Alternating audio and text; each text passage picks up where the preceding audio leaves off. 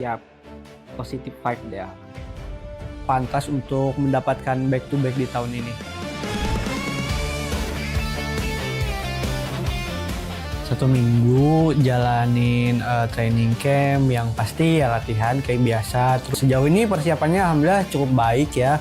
Kami juga banyak melakukan perkembangan lah dari apa yang sudah kami punya sebelumnya gitu.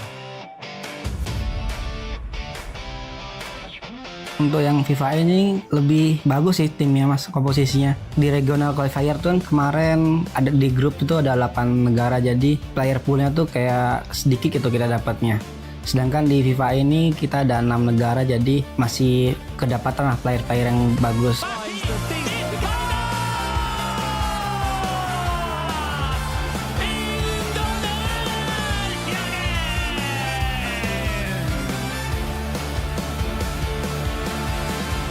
Jadi juara tahun lalu tidak cuman kebetulan. Aku yakinlah kami ada di level yang pantas untuk mendapatkan back to back di tahun ini.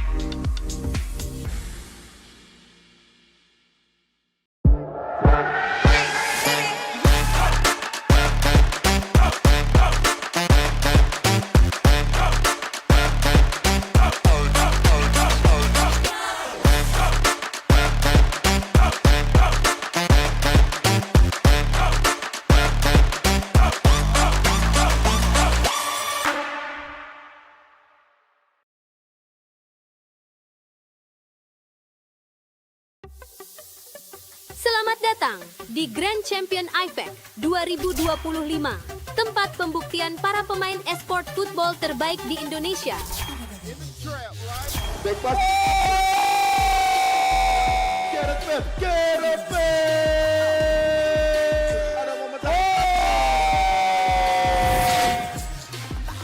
Radinka, pendek saja dia Gareth Bale, ada waktu Luis Suarez. Menit 17 menit pertama ke jantung pertahanan dari itu dia kali ini.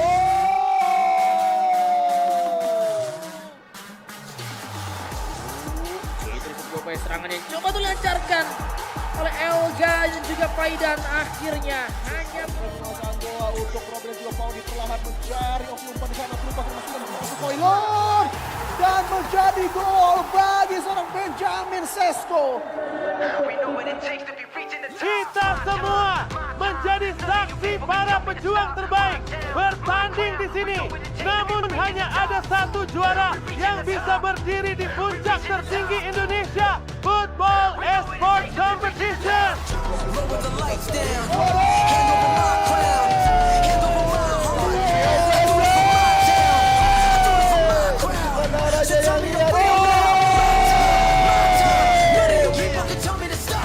oleh Ambil Lokonga sudah dilakukan dari free nampak yang masih mengenai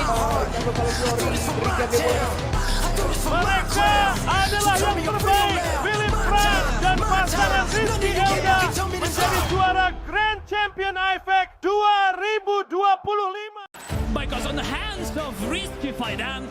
Dimanapun kita harus siap, positif vibe dia. Pantas untuk mendapatkan back to back di tahun ini. of them are back by popular demand, may I add, because they were here last year for the first edition and back again as well. So guys, you've done something, right? Excited to be back, Chris? I must impress somebody. I'm not too sure if there was many people, but yeah, no, I'm very excited to be here once again in Riyadh. It feels like we're always here doing something in esports, and once again, a fantastic show on offer.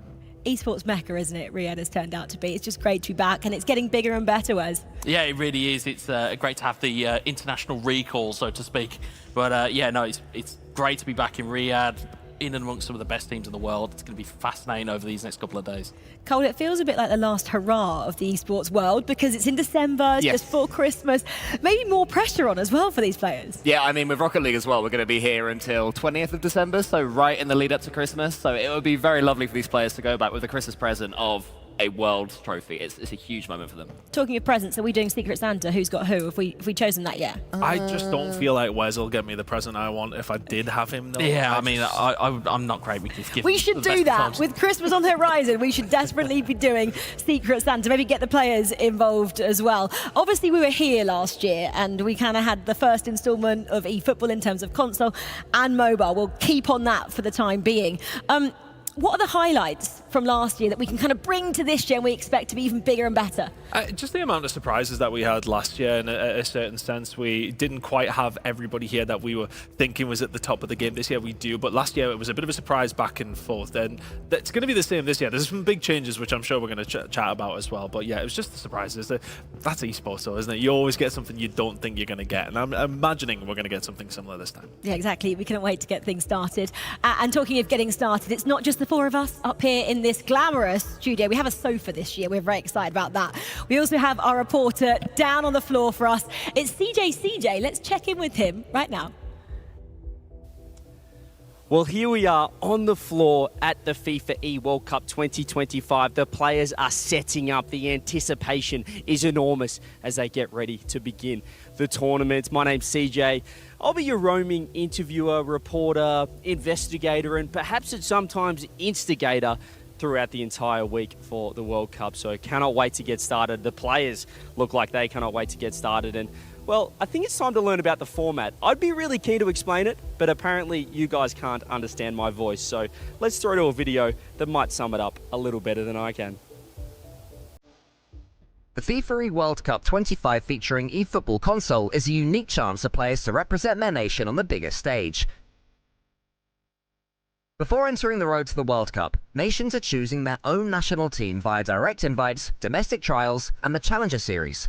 Each nation is free to define its own selection criteria, regardless of domestic trial outcomes or rankings. The road starts with regional online qualifiers. This year is bigger than ever. For the first time, nations from across the globe compete in qualifiers with their extended national squad to secure their spot in the pinnacle event. The top nations from each region advance to the FIFAe World Cup featuring eFootball console to represent their nation and compete for the prestigious title. The 12 best nations from across the globe will compete with their final squad at the FIFAe World Cup featuring eFootball console. At the FIFAe World Cup featuring eFootball console, the 12 teams will be drawn into two groups of 6 nations each. A nation will face every other nation of their group in 2 matchups, each consisting of one single game. For every matchup, nations can earn 3 points for a win, 1 point for a draw, and 0 points for a loss. After having competed on 2 group stage days, the top 4 nations from each group will progress to the next round, the knockout stage. If nations are tied on points, direct comparison, followed by goal difference and goals scored, will decide who will make it to the knockouts. The best placed team in Group A will compete against the 4th best in Group B, the 2nd best in Group A against the 3rd best in Group B, and so on. The knockout stage will consist of quarterfinals, semi-finals, and the final. All matchups will be 2 legs with aggregate score with a tiebreaker in the form of a 3rd game played as a golden goal. It all comes down to the final. The best 2 national teams will once again compete against each other in a double-legged matchup with aggregate score. If needed, there'll be a tiebreaker in the form of a 3rd game played as a golden goal. The world champion will be crowned at the FIFAe World Cup 25 featuring eFootball console. Become part of history and tune in live from 10th of December to 13th of December 2025 on twitch.tv/FIFAe and find all results, news and live stream on FIFA.gg. Well, there you have it. That's how the next 4 days will look. But these are the nations competing. We have 12 nations this year, split into 2 groups of 6 in A and 6 in B. And I don't even know where to look, boys, because there are so many big nations in each group, aren't there? I mean, I think every single team that you look at, I can't pick out too many weak links yet. No. Every single time I'm like, okay, could they beat them? Yes, potentially. Are these going to... There's so many teams in these group stages. Cole, do we have a group of death? Both of them? I know that's such a non-answer, but as Chris was saying, strong teams across the teams that didn't perform too well last year have upgraded for various reasons as well. So any team you pick, there's a chance for them, which is huge for the people watching as well. If you're from one of these places, root for your team. They've got an opportunity. Because I should have really said Group B with Indonesia defending champions, but we can't even say that, Wes. Yeah, I mean, there's just so many teams to narrow in on. But yeah, the holders Indonesia are the one to beat. And this is the prize pool as well. $30,000 for our champions this 4 days as well. The runners-up, 18,000. So big money on the line, which is exactly what you'd expect for a world championship. So just keep your eyes on that and think, you know, if you're good enough, maybe you can be here next year as well. Well, today's schedule then, kicking off with our featured matchup at 11 o'clock. Italy taking on Thailand. It's absolutely massive, and then you can just set your alarms for any of those matchups that you want to see. If you're an Italian fan, well, you are in for a treat. Italy featuring our top 2 featured matchup, and then we've got the defending champions Indonesia in match 3 and 4, and we get to see Brazil runners-up against Turkey in our final matchup of the console this morning, or this afternoon, as it ticks over into as well. So loads of matches. They're all going to be played at the same time. Obviously, they're just the featured matchups as well. But if you want to go on FIFA.gg, you can watch every single matchup. So if your team isn't featured, not to worry, basically. Yeah, so many matchups. It's going to be hectic. I'm not actually sure how we're meant to keep across every single nation playing at the same time, but we will try. Okay, righty. So we've introduced you to our sofas here. Let's introduce you to our first caster pairing as well. We've got Harry Channon and Abdulaziz. How are you doing, guys? Hi, Rach. Hello. It's great to be here. Honestly, we're back in Riyadh, and who better to stand alongside me? 10 years ago, you won the World Championship back in Munich in this very competition, Abdulaziz. So I think it's only fitting that we have you with us here in Riyadh. First of all, good morning to you, Harry, and to the team at the studio, and everyone watching us behind the screen. Really, I am excited about today, and the feeling when I won the FIFA World Cup back in 2015 was absolutely the best feeling I could have ever had. But for now, the players, as you can see, everyone wants that trophy, and that's where the history will be made. Yeah, history will be made here, Rachel. I mean, 363 days ago, the lights dimmed here. We crowned Indonesia as our eFootball console champion back then. I wonder if you have a favourite here, Abdulaziz. I know that's the question. Kind of tricky.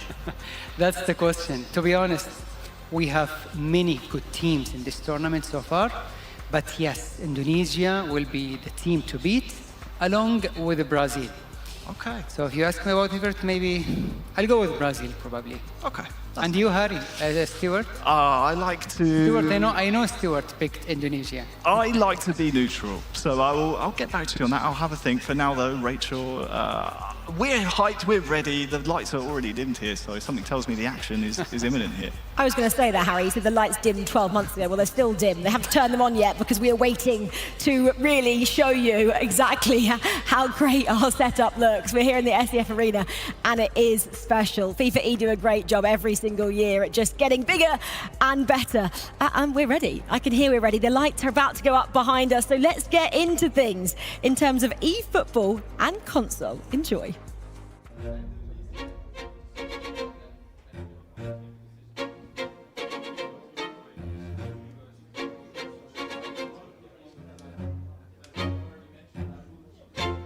quick question. How do you feel about this stage? It's good. For me, it's good. How do you feel? Good. Really good? The stage is amazing. Enjoy it.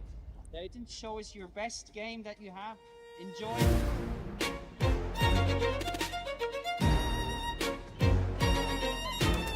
Okay, how do you feel about the stage? It's amazing. It's really motivating. I really want to play. This is crazy. Yeah. Looks amazing.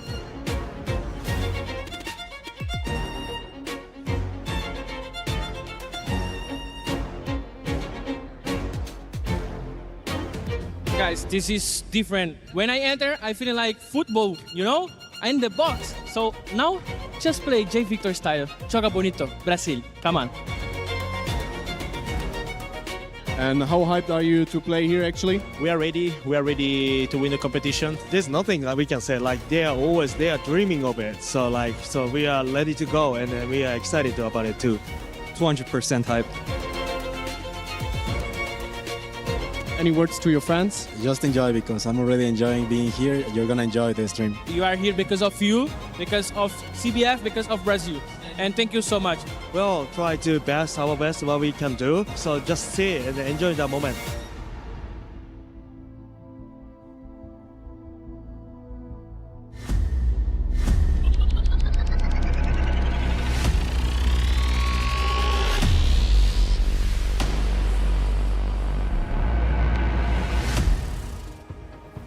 Welcome everybody to the FIFAe World Cup 2025 finals featuring eFootball on console. 12 national squads have made it through one gauntlet and straight into another. Here are the finals live in Riyadh. We're your hosts Milosh and Veracity, proud to bring you all the action live from the eFootball stage. Action you mention, action is certainly what's going to be taking place on this very stage, in this very arena, because it's not only national pride that's on the line, but also a hefty prize pool of $100,000. So with that being said, let's give a warm welcome to the stage. Selamat datang to our 2024 victors. It is Indonesia. Binon Boys and Shinx Elga.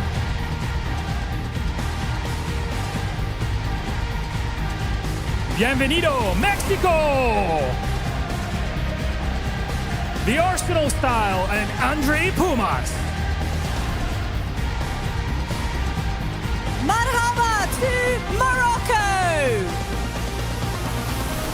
Represented by Azadine and Uni. Povitaime, Poland. Represented by Ostribuch and Zilo. Ahlan wa sahlan to Jordan. Saif Al-Haka and Mohammed Al-Sajali. Yukoso, Japan. Represented by X and Tess.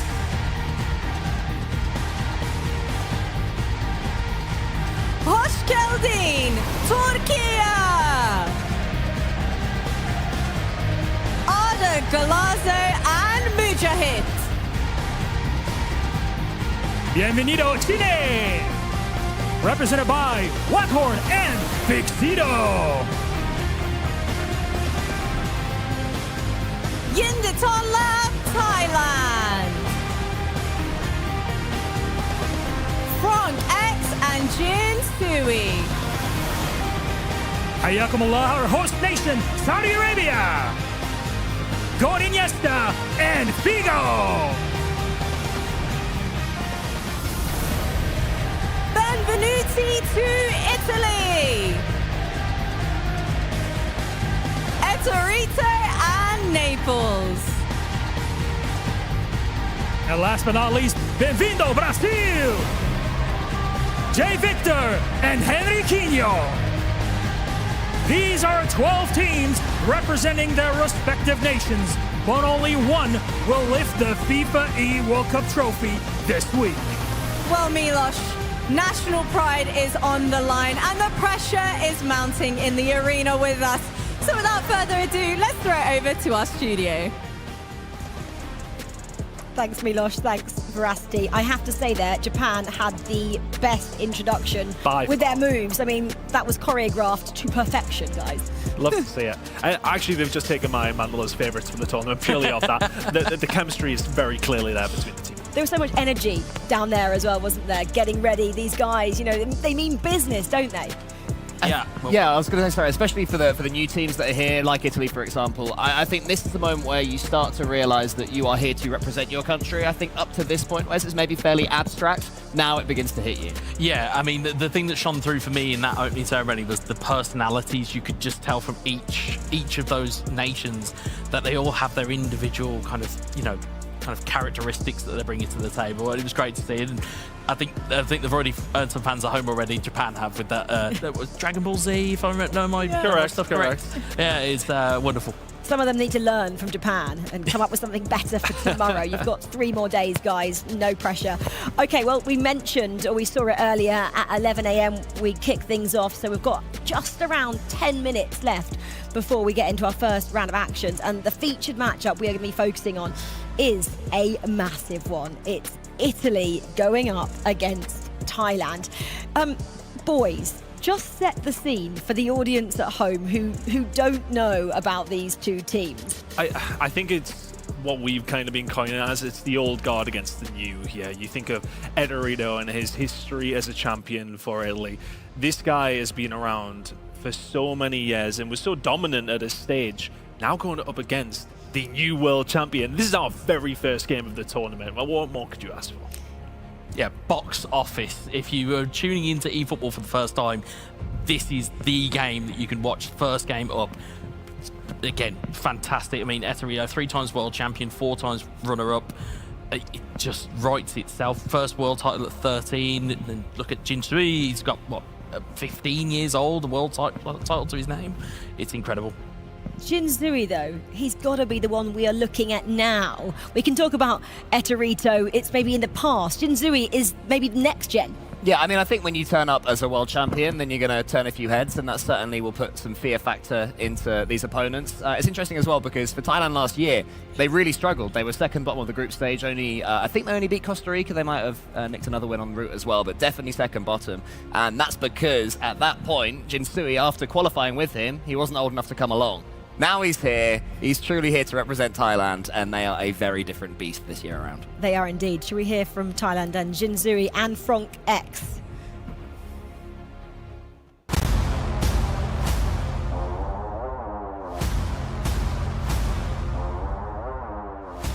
ก็รู้สึกดีใจที่ผ่านเข้ารอบมาที่ริยาดได้เพราะว่ามันยากมากที่จะมาที่ริยาดได้ครับก็รู้สึกดีใจที่สามารถพาทีมชาติไทยผ่านเข้ามารอบนี้ได้เพราะว่ามันยากมากที่จะเข้ามาถึงรอบนี้ได้และเป็นรอบไฟนอลด้วยอะไรอย่างเงี้ยครับรู้สึกดีใจที่พาทีมชาติไทยมารายการนี้ได้เพราะว่าก็ไม่ค่อยได้มาเพราะว่าบอลไทยบอลใหญ่ก็ไม่ค่อยได้ไปบอลโลกพอเป็นe-sport แล้วคือได้มาก็รู้สึกดีใจมากๆดีใจมากๆก็มันก็สามารถเป็นไปได้เพราะว่าการแข่งขันอะไรก็เกิดขึ้นได้ก็ถ้าเกิดชนะขึ้นมาก็นั่นแหละก็รู้สึกดีใจมากๆ How crazy is it that Jinsui has never represented Thailand yet he's already a world champion? That just blows my mind. I mean, he's just a young boy, isn't he? I think, you know, having that experience though already at his age, that's going to help him a lot on this kind of stage. At least it's not the first time he's had to come to a big tournament. Of course, he's gone on to win. Obviously, this is an international stage. It's a bit of a different pressure. But at the same time, he has that pressure of being in a global final already. Now he's in this moment. He should be well prepared. Cole, in terms of Team Thailand there, they both represent Buriram United. So they know each other. They already have that kind of cohesive nature. The Italian team don't have that. Can they lean on that a little bit? Yeah, I think that'll be a big help as well, because the solo game to the 2v2 game is such a big difference, and it's a huge question mark from some of these great individual players. Now they're playing in a 2v2 format, a different 2v2 format as well, with Dream Team as opposed to Authentic Team. Are they able to step up in the same way? So having that cohesion could be absolutely massive. I mean, what I would say is that Eterito has won a duo world championship before, before, but not with Naples. So yeah, it's a question of how those two mesh in the same way. And the coach, well, he's experienced within the team in terms of Team Thailand as well. He's actually the older brother of Frankex. Yeah, and it's lovely to see those wrinkles that happen within esports in terms of those stories that you see. You know, in terms of casting your across the rest of the tournament. Obviously, I know we're zooming on Thailand, but you've got the brothers that represent each other in Poland as well. So there's a real family feel of going, am I the best player in my house? I'm not sure. I think they both are sure. Yeah, I think you've got to be sure you're the best. You know, both of them have to be to get to this level. They look like they're really setting up as well at the moment, Team Thailand. And I'm talking about setup because setup has been a big factor in this year's eFootball console and mobile. In terms of, we've had a draft this year, guys. So can you explain to everyone at home, if you can, the draft and the process of picking the in-game players for each nation? Yeah, I think I've finally wrapped my head around it. So phase one is you get to pick three. You get to pick 3 key players that are then selectable or duplicate or can be duplicated across other teams. You then have phase 2, which you then had a draft system where the guys were, I think it was like a group call where it was we can go and pick players from a pool. You pick your next 10 players, and then phase 3 is the rest of the pool. So you have that pool to work with, which the guys have now picked. So they've now rounded out their squads. They've picked their goalkeepers, all of that good stuff. It's only when it really gets into phase 4, which I'm sure we'll get into way later in the week, is where it gets really interesting. How were they selected to go first? Because obviously if you're the first nation to pick, you got the pick of the best players. Yeah, I mean, I think it would have been judged based on their performances in the qualification phase. So say, for example, if you went undefeated or if you won 14 games as opposed to 13, the goal differences, all that kind of coefficient kind of works out in that manner. Who would have been your top picks, guys? Who did you have to have in your team? Cole, do you want to go first? Who would have been your must? Pick Messi would be nice, I think. In any game, in any style of football, I'd want the big Argentinian. So Messi's out. You can't have him now, Tan. Okay, well that's absolutely fine because I was never going to go. Oh yeah. Exactly where he's going. Yeah, That's right. exactly where I'm going. Where some of the teams have went. No, we are going big Dan Burn. Physicality is a massive thing when it's come down to this year's meta, and what we've seen from the draft, a lot of teams going massively physical. Dan Burn is in somebody's lineup. I've seen him somewhere along those lines. He will appear at some point. And he definitely will appear. And I don't know if you've noticed, I am a Newcastle fan. Well, yeah, I was going to say, with a Newcastle fan, he's always going to go towards Dan Burn. But awfully biased. For me personally, Stansfield for you? It's no, not quite. No, I think with me, I kind of looked at the legends that they brought into the game, and for me personally, as a childhood favourite, Ronaldinho, just fun incorporated on a football field, and within eFootball, he's one of the most dangerous players to have in your arsenal, and I know that there's a couple of teams that have got him. A varied selection. I like that you weren't all going to go for the same one as well, because you're not allowed to do that in terms of the draft. We heard earlier that the casters were giving their early predictions for the entire tournament. So with that in mind, I think we've got a few of yours as well, just to throw up and show everybody who you guys are going for. I don't know what you've gone for, so let's see. Da, da, da. I can't read that from here. My eyes aren't as good as they used to be, guys. Can anyone help me out here? I kind of went against the grain a little bit. I'd seen these boys went for Italy, and that's why I went for Thailand. Honestly, I think this is a harder one to call, in absolute fairness. We don't really know. I think when you look at it on paper, it's a difficult one to call. Is it going to come down to experience over the years in these global competitions, potentially? As far as the phone book goes, though, in single players, I think Thailand is the one to go for, but at the same time, I think it's hard. It's always different when it comes down to co-op, right? Why have you both gone for Italy then? Yeah, Where's I mean, Cole? for me personally, I look at the old schoolness of Eterito and go, is that experience just going to be too much? And then you look at Naples, formerly got European experience with the Italian national setup, has got experience of playing co-op. They both played in official tournaments where they play as a co-op, not necessarily together, but they'll have the experience of relying on each other, and I think that's going to really play out here. Yeah, they're not necessarily 1v1 specialists. It's also the fact that I think Jinsui is such a good player. We know that. You have to be the world champion, but he is so young, and this is his first match. There's every world where Thailand struggle in game 1 and then improve as the tournament goes on. I think maybe in 3 or 4 matches, it would be, maybe Thailand would be just about shading it. But for now, experience will tell. Well, interesting to get your thoughts exactly on it. Should we see if we can get everyone at home to get involved as well? If you want to join us on Twitch, who will win? You can either go for Italy, like Cole and Wes have done here, or Thailand. like Chris decided to go for. Who will win? Have a little look. Join us in the chat.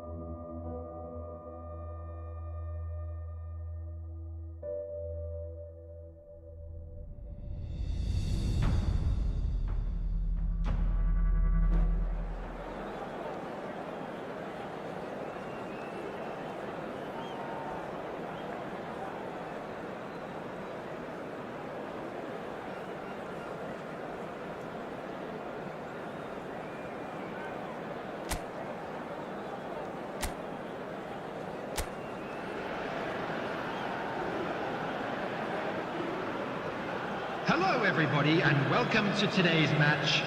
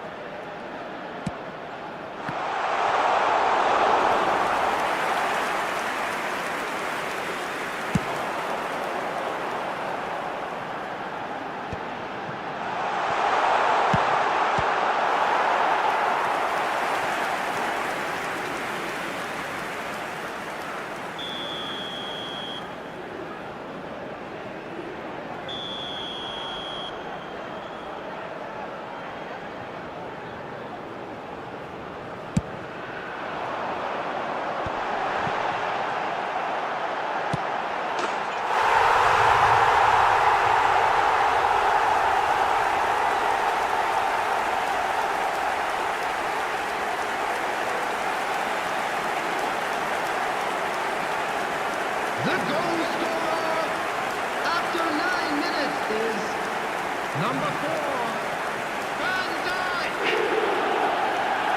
Van Dijk. Van Dijk.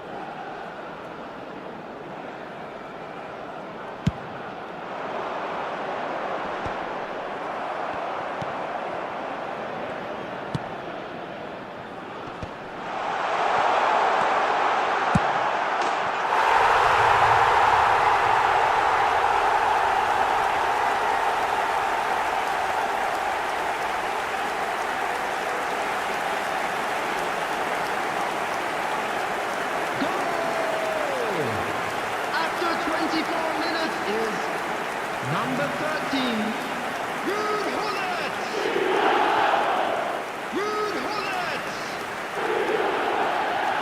Ruud Gullit.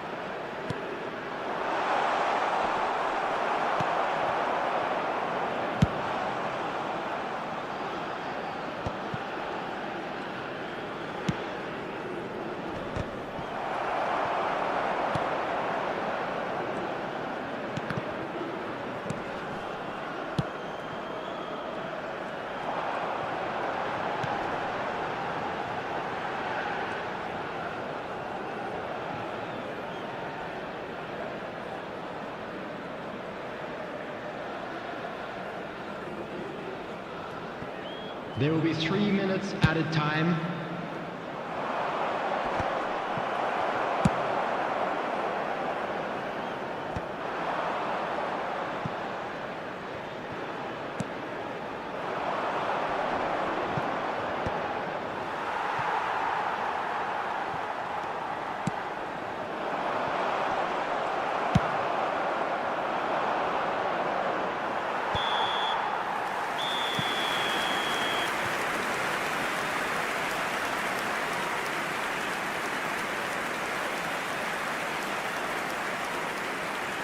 And a quick reminder today, everybody, to make sure to put any litter in the bins provided.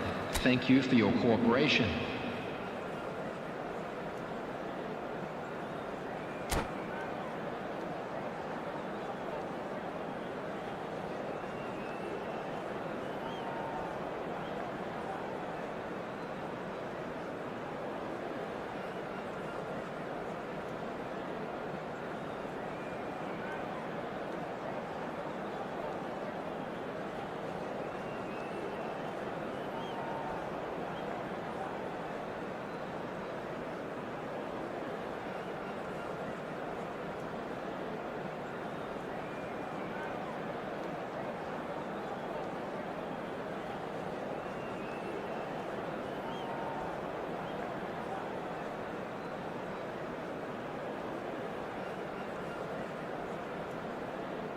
Substitution on the field, number 20, Zico.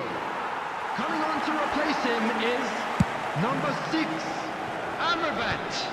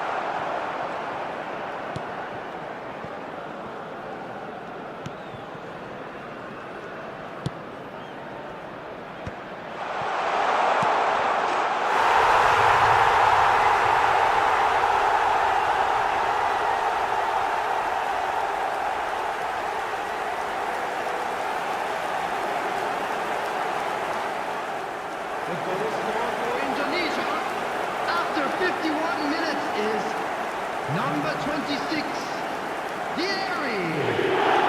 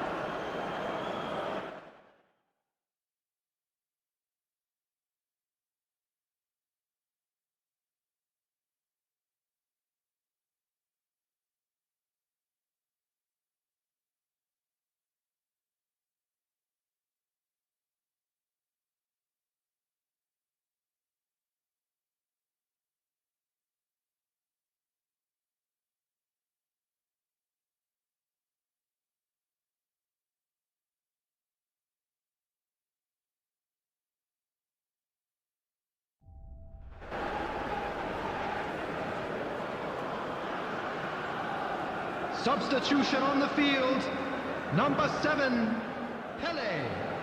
Number 13, Hulit. Coming on the field, number 22, Aktukolu. Number 14, substitution in progress.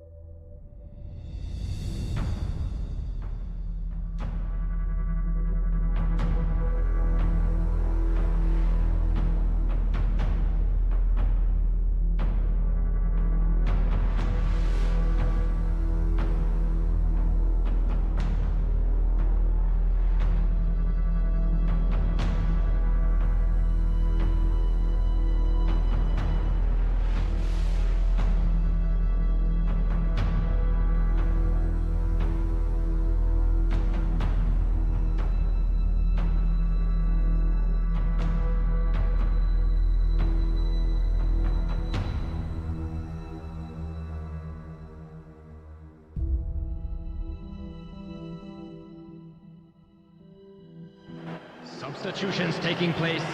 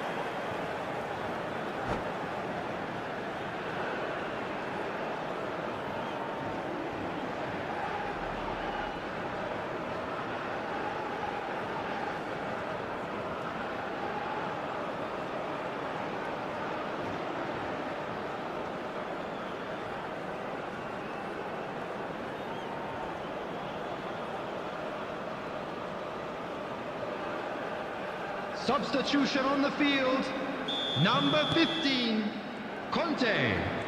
Coming on the field is number 8, Iniesta. Substitution.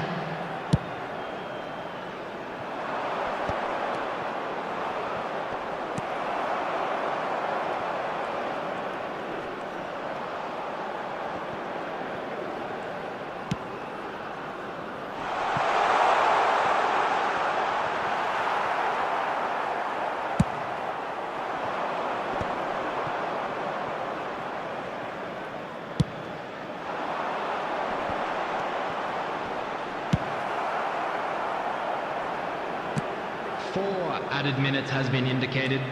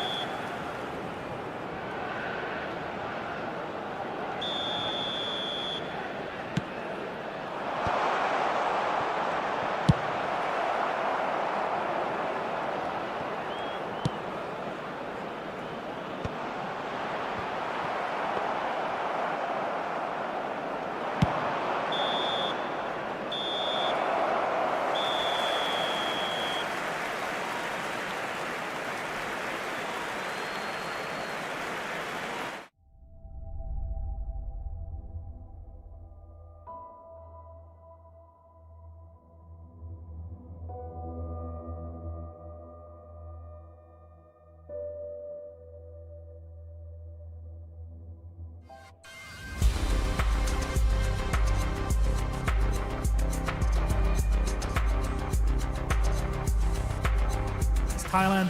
What was so difficult to break through their defense, and how did you break the Thai defense? Yeah, at the beginning we knew that it was hard to break their own defense because they are really strong there. At the beginning we had two chances to score with Romario. I don't remember the other one, but then we just continued to push in offensive way. And I say to my teammates, just stay calm. It will arrive the goal after one time, just one shoot we score, and then we just relax and wait to just don't lead the goal, you know. And it really continued well until the end. Now, next up, you guys get to play against Brazil, and they ended up tying 0-0 against Chile. Is there anything you'd like to say to them before your game? In reality, nothing. We know that every player here is one of the best in the world, so we have just to relax, continue to do our games, and try to win these other 3 points for continue our leading.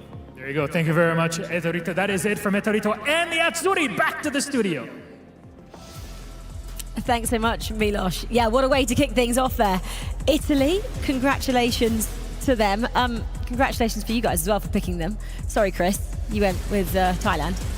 Yeah, well, I think it was a fair assumption. It was a 1-0 game. It's not like they got battered, Rachel. No, but still, a win's a win, No, and loss is a loss. I'll take it on the chin. Look, it was a tight game, but I think I kind of agree with Abdul. Italy really controlled that. It didn't feel as if Thailand threatened too much until we got really late on, of course, where there was a big save that came through. But other than that, it really was, I don't want to say it was a walk in the park for Italy by any stretch, but it was pretty comfortable for the most. We thought we might see more cagey affairs at the beginning of these kind of matchups, and that's kind of what we saw there. Wes, do you think?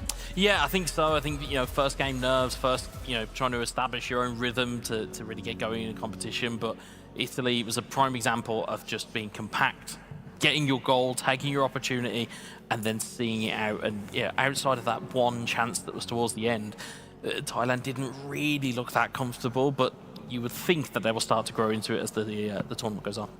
Big statement as well, though, isn't it? The fact that Jin Suri as well didn't get that opening win for the rest of the nations who might go, oh, well, this is the world champion, and he hasn't got a win on the board to open up his campaign. Yeah, we saw moments of why Thailand can be so dangerous. There was a couple of skill moves, I think about 15 minutes left, that led to a lovely chance. So I do think that Thailand will improve as they go on, and I think this was the opening for them to do so. But yeah, I mean, I can't think of a more Italian scoreline than a 1-0 win, a controlled 1-0. It's beautiful when this replicates real football to me. Because you'd have thought, in terms of Italy, they would be more offensive, wouldn't you say, Wes? I think it was control. I think you would have expected them to be a bit more aggressive and be a bit more on the front foot, but I think that between Etorito, Naples and Venom, I think they are comfortable knowing that, as Cole rightly said, 1-0's enough. They are very much a points on the board type of team.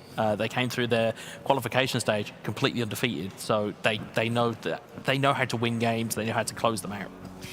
Can they move up a notch?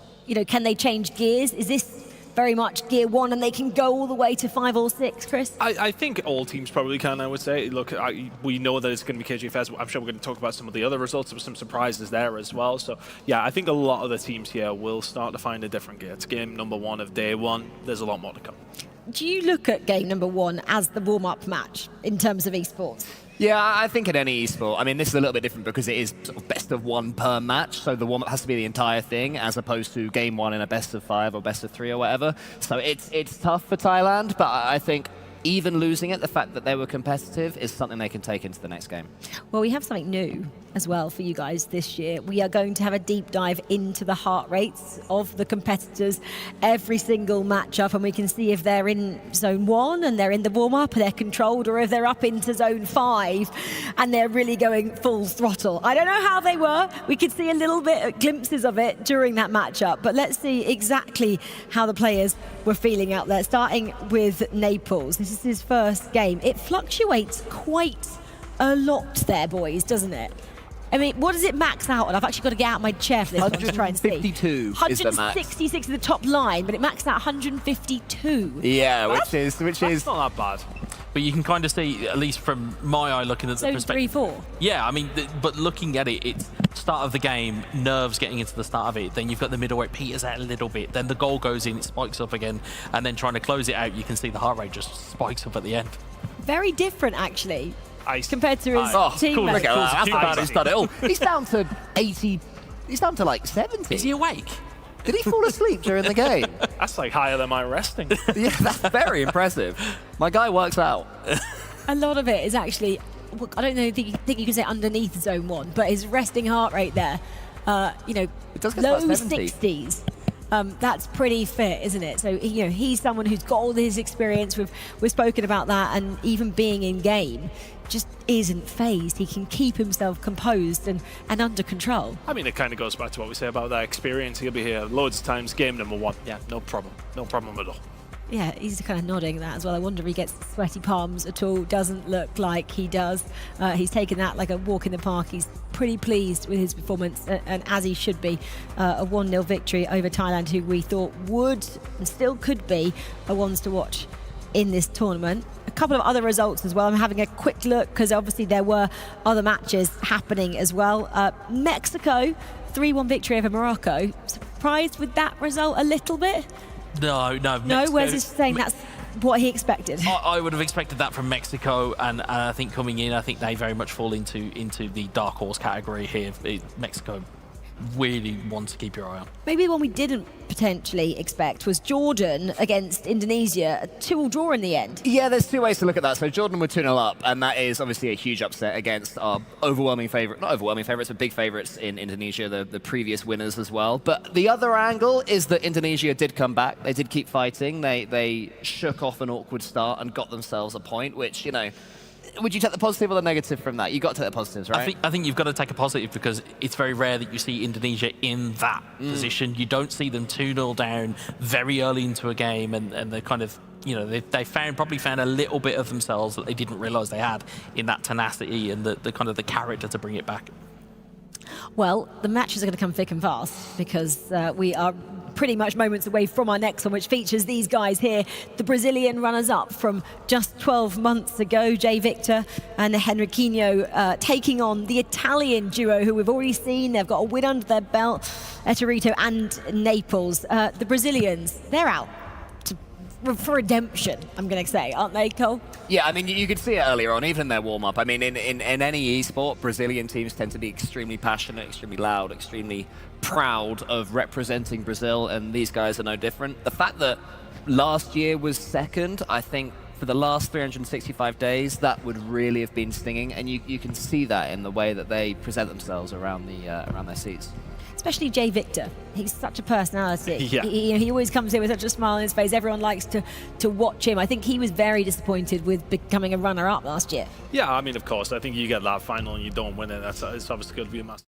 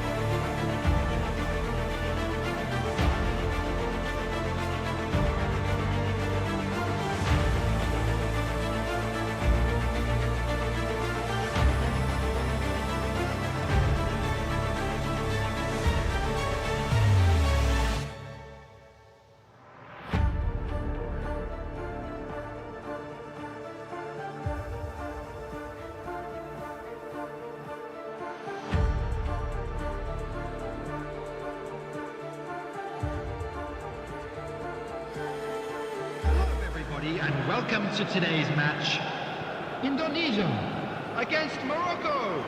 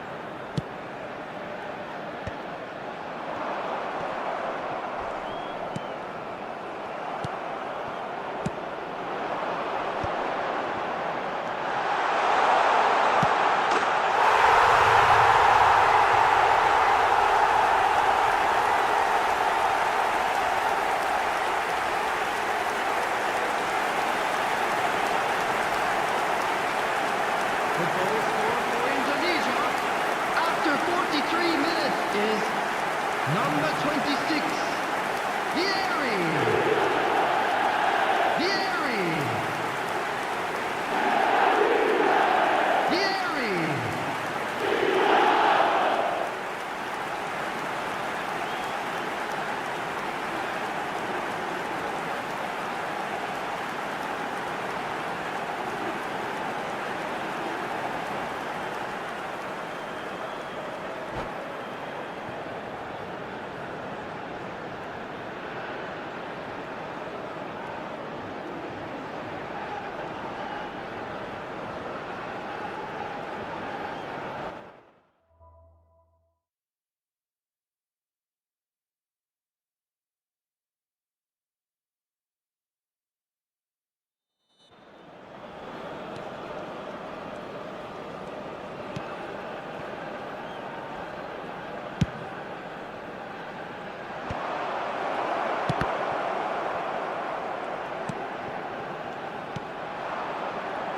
There will be 1 minute added time.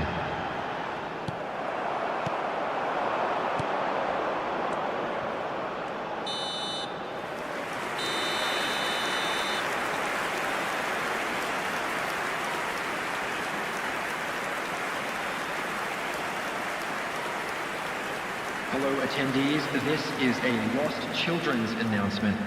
Would the father of a boy in a blue hat kindly make his way to the information center?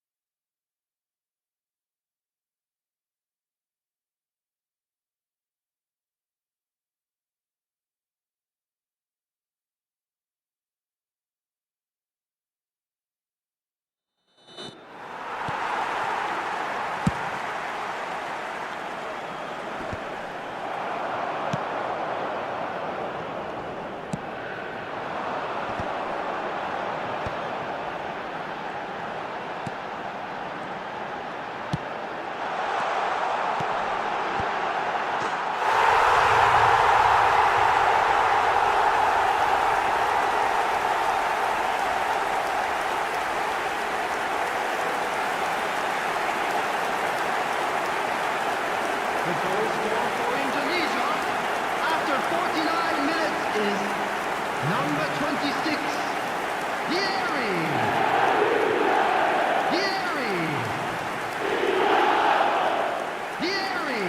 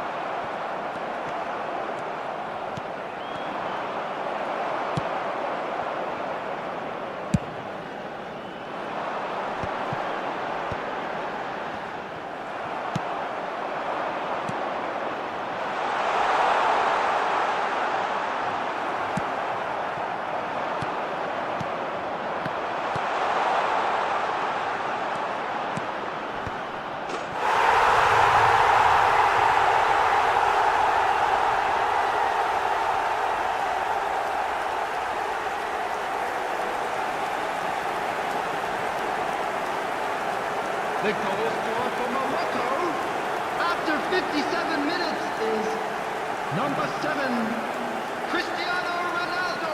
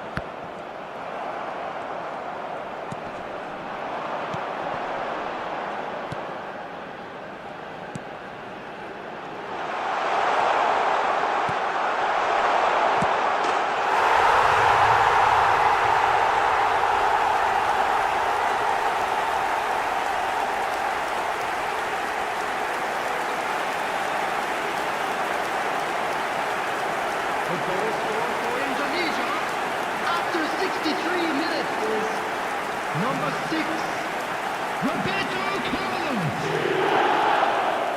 Roberto Carlos. Roberto Carlos.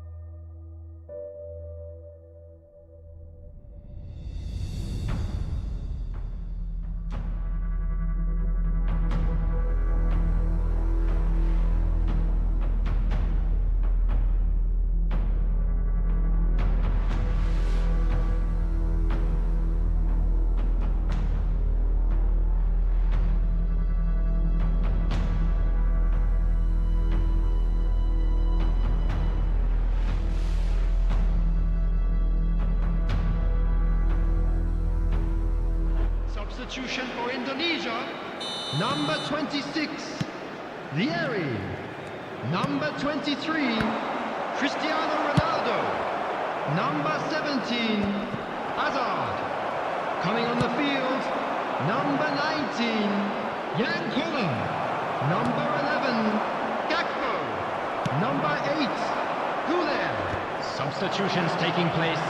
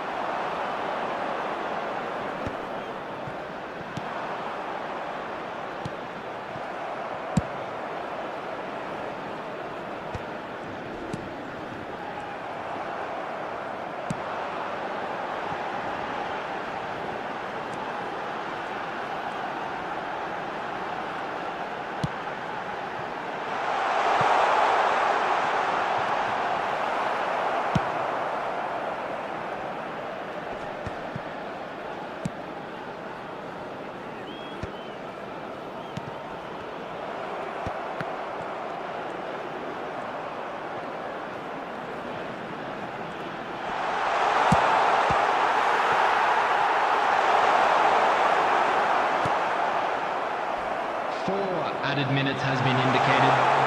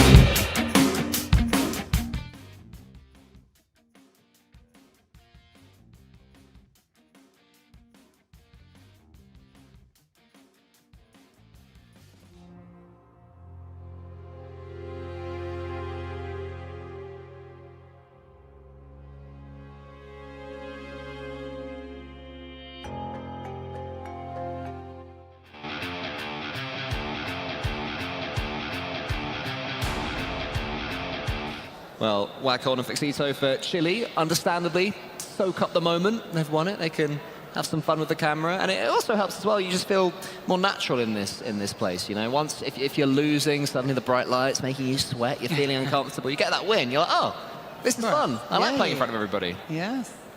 What do you think about that? I like a relaxed player. I like it when a player in a LAN environment like this scores a great goal and then just goes and looks quite calm. But you also need the chance to, you know, be standing up and being loud. And only one more minute, we could get some real volume if Italy get the equaliser here, which they do not. And in our feature game, it's Brazil that take it. Last year's second place finishers. Henriquinho's been brought in, and he is looking like João Victor now has the partner that he needs for potentially Brazil to go all the way. Oh, yes. Congratulations to Brazil. Totally deserved win. And there are still plenty of games we will see together. Yes. Plenty of eFootball to enjoy today in console. And then, if you want more eFootball, of course you do, enjoy the mobile as well. As a spoiler, I commentated the mobile for the first time last year. I love the mobile version. It's just so different to how the players hold their phones compared to their controller. Completely different experience. But right now, let's stick right here. Veracity's on the stage with our winners, Brazil. Congratulations, Jay Victor. I have to ask you though, you went from performing against Chile, that was a draw, 0-0, but now walking away with a victory, 2-1. What did you change in your approach? I think it was what game, because Italy is a great team. You know, they play really good, but you take the 3 points. This match are so important to refresh the confidence, because, you know, the first game in the tournament is so hard. You need feel in the tournament, so it's so important. How are you going to keep up that confidence up against Thailand next? I think Thailand have a good style, dangerous style. They use just aerial ball. You are prepared, you know how you play. And yeah, just take the best style, play football bonito, and joga bonito. Let's go, Brazil. Let's go, Brazil. Thank you so much and congratulations again. Thank you. Thanks so much, Veracity, and it's great to hear from Jay Victor as well. They've got a tough matchup next when they play Thailand, but a draw and a win now for Team Brazil, off to a good start. Yeah, I think teams seem to be easing into this on our very first day. Brazil eased into that game. I mean, it's a fantastic start. We kind of seen what we were talking about in that sense of it's less physicality, more about jogo bonito, as Jav Victor calls it. We've seen a brilliant first goal, but to be honest, after that, it was quite scrappy. I mean, the Italian goal was like kind of bundled over the line, and for the second goal for Brazil, similar kind of story, just beating the keeper there. That's a tough one for the Italians to take, but again, like these first two matchups, it's you want to read into them, but it's also group stages against teams who very well will likely go up against each other in the knockouts as well. These are all teams who potentially could be finishing in the top 4. They won't necessarily want to give the entire game away just yet. Yeah, as you can see, pretty cagey affairs, whereas across the board, not really separating anyone apart from maybe Indonesia, Morocco there with a 2-goal swing.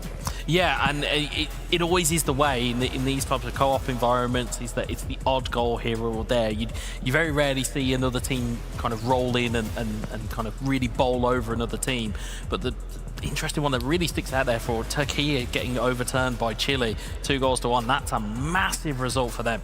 And maybe Jordan holding Japan to a 0-0 there as well. I mean, that's Jordan getting draws up against, Indonesia and Japan. That's a massive pair of results, to be honest with you. So for them to get those draws, yes, okay, they absolutely need wins, but those are draws in games you would have expected them to lose. I was going to say, I'd like to see actually Jordan play on a featured matchup and see how they are actually playing there, because it possibly looks like they're just defending with all their will, Wes. Yeah, and you know, it kind of, it's almost a self-fulfilling prophecy. If you don't start to really get your attacking moves going, it's a real problem, and then you get that kind of, are we going to score in game 3, game 4? When is it going to start to really kind of, you know, are we going to start to really progress aggressively in attacking downfield? It's a difficult one for them. How do you change that? Because possibly they could have actually fielded a team based on defensive players in their draft. So if they have done that, how do they change that going forward? I think you essentially, if you have a defensive setup, you're going to have to look at counter-attacks. You're going to have to look at trying to, you know, kind of exploit wing play and really try and bring whatever attacking threats you have to the fore. And, you know, if it's a case of bringing your wingers closer in to get towards your forwards, you've got a bit more of combination play. That might be what they need to really unlock their attacking lineup. Well, they need to start attacking. Do Jordan, as we've seen there, 2-0 draws. They've been good draws over really strong teams, but you need to start winning if you need to get those vital points to progress through to the quarterfinals on day 3 here of the competition. Well, we said we were bringing you something new, and that was the heart rates from individual players. We've got heart rate monitors on them so we can track them throughout the games. And Chris is going to give us a deep dive into this Brazilian side. I don't know why they've trusted me with this. He's got an iPad and everything. He's very efficient. Yeah, no love for Jav Victor. I think, you know, you're seeing a bit of a mix-up with him, though, aren't you, really, Wes? There's not necessarily any pattern to it. You can see when the goals are coming through.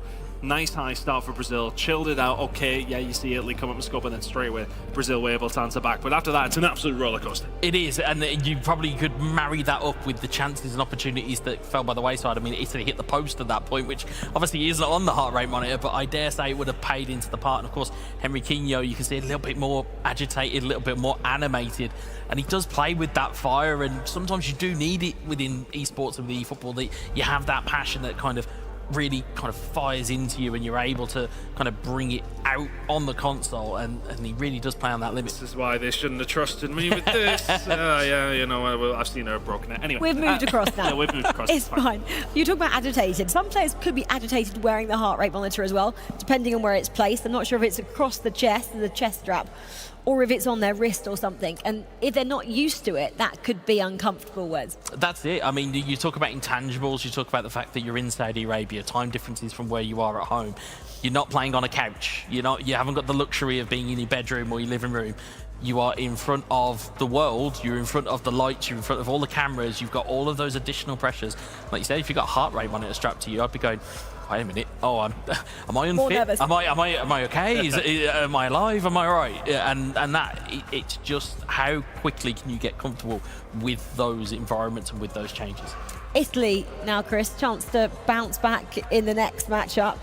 They have Turkey, who we've actually seen have been quite a force to be reckoned with at the moment. Well, I think it's really shown that there's no easy games here, right? I mean, we kind of came into this and we were expecting from Jordan, like, okay, we really didn't know, and then they went on and got 2 big results. So every single game is seemingly going to be difficult for these teams. So there is getting to the stage now for some teams, okay, you got yourself a win, but you need to make sure you keep getting those wins. No easy games here.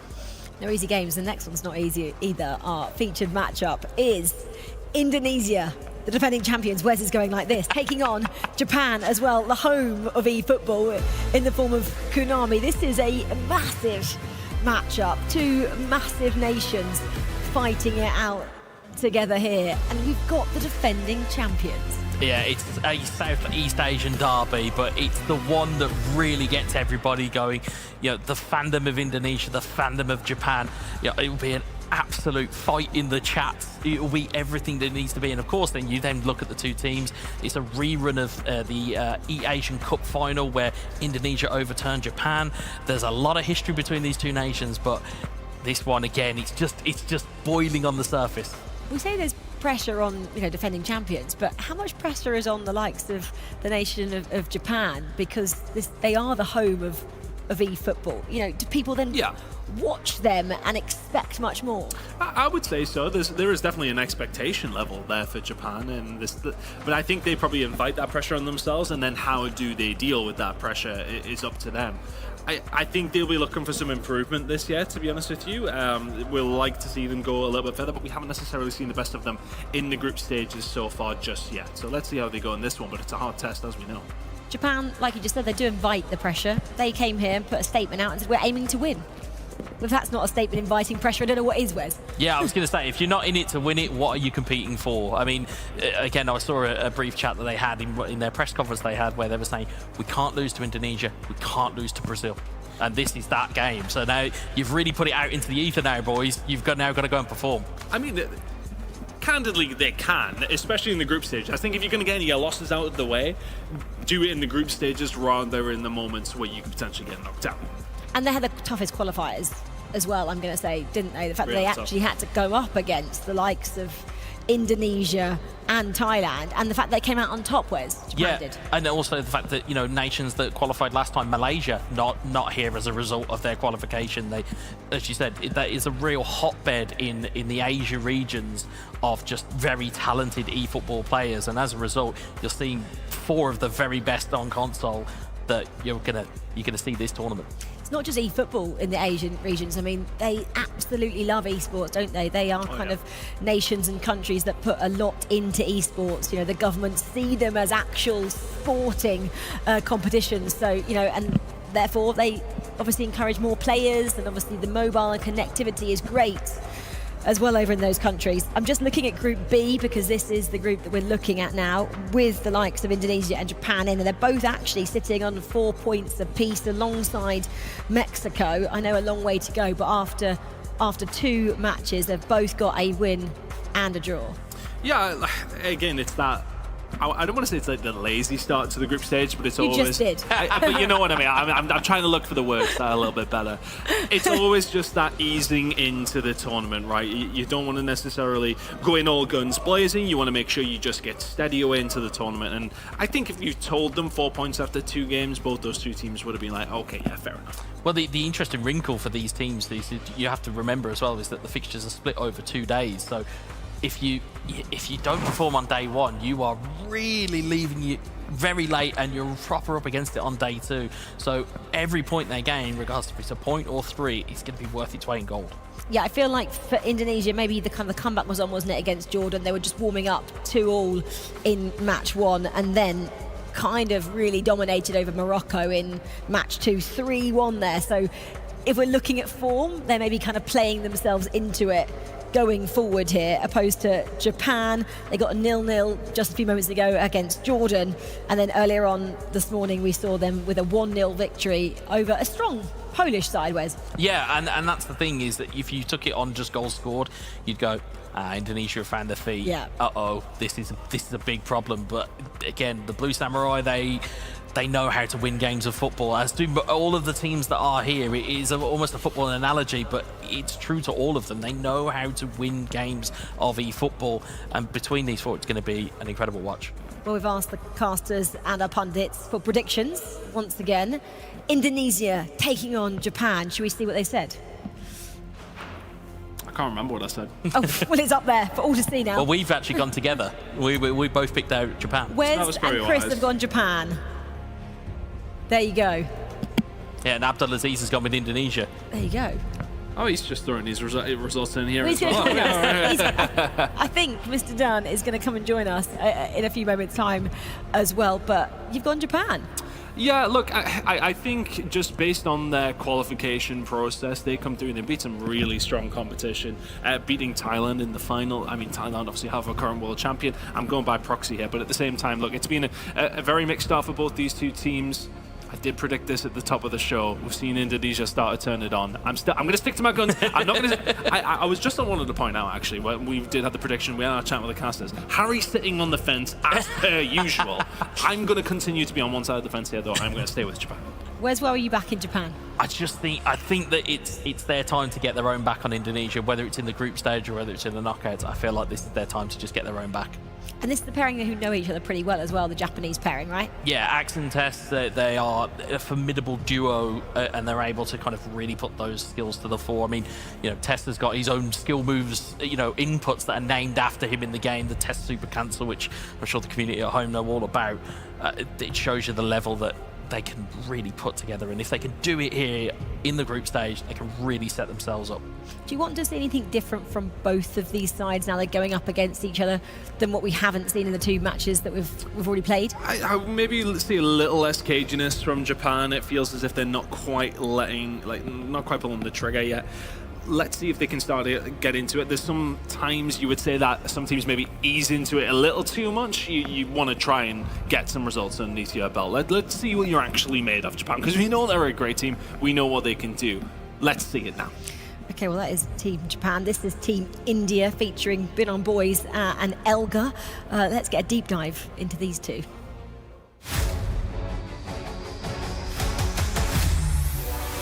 I feel so happy to be here, because when you play to represent your country, I think everyone is dreaming of it. This is a good opportunity for us. Last year we've already won the FIFAe World Finals. Every opponent will put their eyes on us. I think it's getting more difficult to win this. If we can win this in 2 consecutive years, it will be a very proud moment for us. It's like a common thing for us if the opponent doesn't want us to win, but in the end, Indonesia always come up as the winner. I don't really care about it.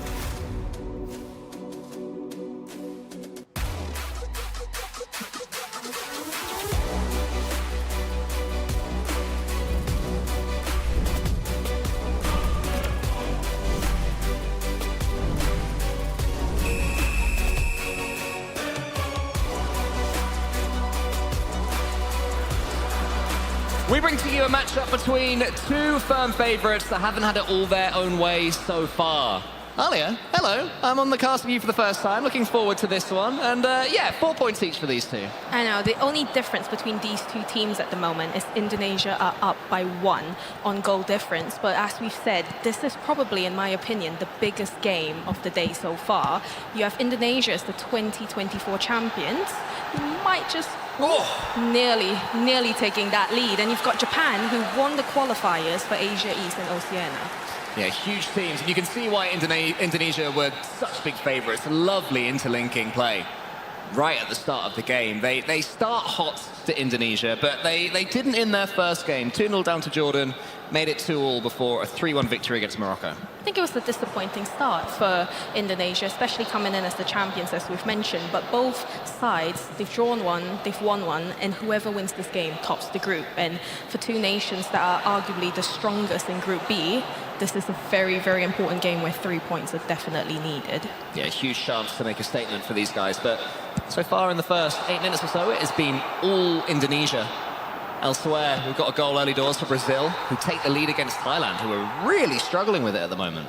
Yeah, I'm quite disappointed with how Brazil have been playing so far today, but nearly here. Well, that was smart. He meant that, obviously, to get the goal kick. That's fantastic defending in the end. I think what I love seeing as well is that we get to see the players' heart rates throughout all of the games. I think it's really interesting. I noticed earlier when Jordan were playing, the heart rates were barely going over 100. Whereas you look at Indonesia here, both in the 120s. Japan, you've got in the 130s and the 150s. But, I mean, so far, this is quite an end-to-end game, I feel. It is, yeah. Japan coming into it a little bit more. As you can see, as their heart rates rise, they get more and more into it. Lovely play there. Fake to get the ball out to the right wing. Real chance here. Beautiful back heel. Sunny shot, nearly. Oh, off the post. What a goal that would have been. Oh, my goodness gracious me. I mean, I think we do need to see Japan be more aggressive with the way they're playing. But are we going to see a goal here by Jordan? 1-0. And, you know, Jordan really impressed me so far this tournament. Yeah, completely. I agree. 2 draws and now 1-0 up in the third game. Really making a statement in this group. Currently in 4th of the 6. Although they'll be above that now, they've got this win if they can keep it. They do, and they're a new nation this year. It's the first season for both players as part of the national team, and I think they're doing a really good job. Oh, just like that, another goal in a different game. Just so all of you are aware at home, we do have 6 games going on at the moment. 3 in Group A, 3 in Group B. For now, let's have a look at Brazil, who double their lead against Thailand. So, building on that momentum that they had against Italy. The ball put into the Japanese box through Indonesia. Nearly getting that knocked down as well. Might have been a little bit of a foul, a bit of a nibble on the defender from the striker, but that's another lovely back heel. The Japanese players, you can see that they play together. It's completely in sync. These back heels looking deadly from them. I think 2v2 is probably one of the harder game modes as well to compete in, because you have to be really in sync with your partner, and I think that's where Japan do have the advantages, because they are really good friends outside of the game as well. You can definitely see the synergy as another ball is put through. They will be won there by the Japanese striker. Flick through, falls back into the centre as well. So Japan rode the wave at the start. Indonesia started off huge, and then Japan have built upon that. Morocco versus Poland. Just 1-0 up for Poland, which I feel like is something that they do need, because they haven't had the best start so far. They lost their first game, drew the second. If they can win this third game, it'll be a really important 3 points for them. Oh, what a ball that is! And then there's the finish, Johnny, no! Oh, Indonesia! How didn't you put that away? I don't know how this deadlock hasn't been broken yet. Yeah, it's true. It's not been a bad 0-0. I mean, I don't know about you, Cole, but I'm sweating watching this game. It's so end-to-end here. It is also very hot in here. There are bright lights beating down upon us, but thankfully we've got esports to keep us distracted, and a little bit of eFootball as well. And what a matchup this has been so far from Indonesia versus Japan. Living up to the billing for you up to this point? I think so. I think for me, as I mentioned, this was the biggest game so far that we've had. And I don't know, I feel like Indonesia, they're the champions, you want them to win, but Japan didn't make it out of the group stage last year. To go on to then win the qualifiers and now perform that they are so far, potentially breaking the deadlock here. Just like that, Indonesia 1-0 up. Did you expect Indonesia to break the deadlock first? Because for a while it looked like it was all Japan. Yeah, so Indonesia started the game better. Japan definitely in the last 15 minutes or so have been the better team, but this pass right here changes that in an instant. You can see they get the ball in the centre. There are runners in every direction. The question is, can the assister pick the pass? And look at this, through 2 defenders, onto the number 26, and slotted home. The goalkeeper could do absolutely nothing. Indonesia have now scored, what, 5 goals in a row, I think? No, they did concede in the last game, so their goal difference is looking healthier and healthier, though, and the win will be massive. And that's just beautiful football right there. And again, it's the heart rates. But Brazil, 2-0, sorry. I mean... What's going on with Thailand? I had good things about Thailand, but I'm not really seeing it so far. I'm quite upset about Thailand. I mean, they've lost both of their games so far today. I mean, I've been to Thailand. I love the Thailand people as well, and I feel like a little bit disappointed. Me too. But there is still time, just in these group stages. Plenty of eFootball to play. But you do very quickly run out of time, especially if you keep on losing. You get more frustrated, and each subsequent win gets even harder. Lovely through ball there from Chile to go up against Saudi Arabia, who just got a big point in their last game. Oh, that one almost made it all the way through. Dangerous for Japan, but they survive. For Indonesia, sorry, but they survive. And again, Chile is another new nation that we have this year. Didn't compete in 2024. Both players only joined the national team this year. And what a showing it's been from Chile so far today. Yeah, looking good. We're seeing these tables start to take shape as we go forwards now. And Indonesia, this would put them on 7 points after 3 games. Completely shaking off the early disappointment against Jordan. Jordan, who are looking stronger as things go on as well. You know, we're seeing that maybe that point wasn't as bad as it looked at the time. Going to be an extra 30 seconds now at the end of this one. Let's see if Japan can get something going. I think that was offside. The linesman waved his... Oh, maybe he was saying it was going to be an advantage. I don't know, he waved his flag for some reason. Either way, 1-0 half-time. Well played, Indonesia. That was a really, really good first half. I think that game can still go either way because both teams are so strong. The possession is relatively equally divided as well. So I think it can go either way. Well, while they'll make their half-time changes and have their half-time oranges, we'll head over to Morocco versus Poland. The corner comes in for the Poles. Currently 1-0 to the good. It could be 2 here, but he turned the wrong way. It's so easy to see from this angle when you're not playing it. You think, turn that way, but when you're in the moment, much tougher.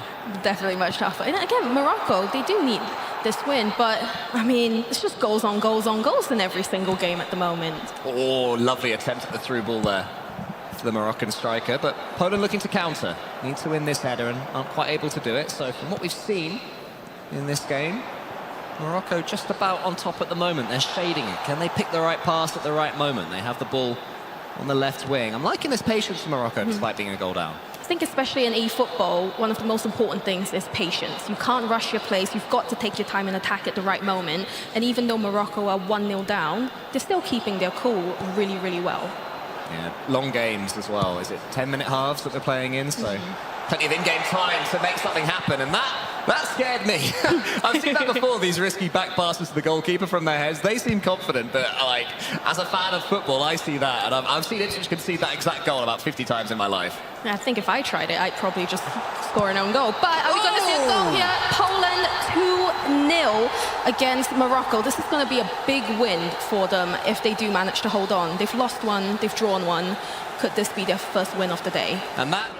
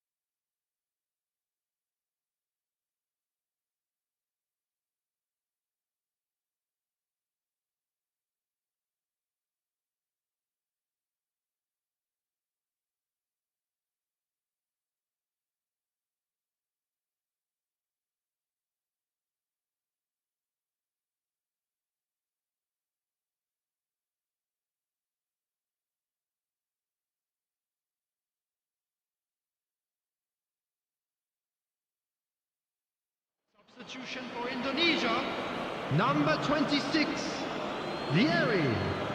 Number 23, Cristiano Ronaldo. Number 17, Hazard. Number 6, Roberto Carlos. Coming on the field, number 11, Gakpo. Number 19, Jan Koller. Number 5, Neymar. Number 8, Guler. Substitution in progress.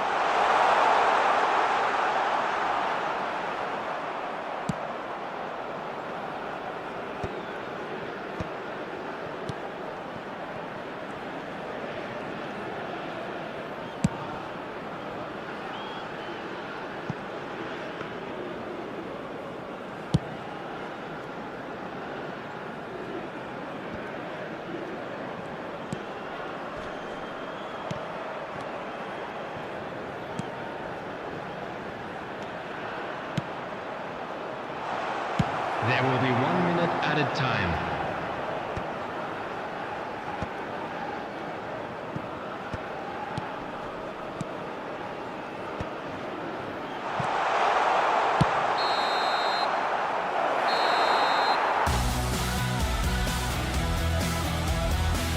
Panicking, I've got 10 seconds left in game.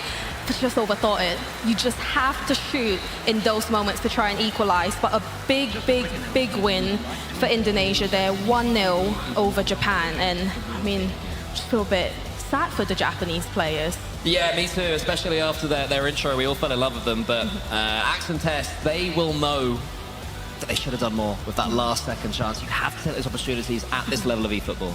You can't be passing.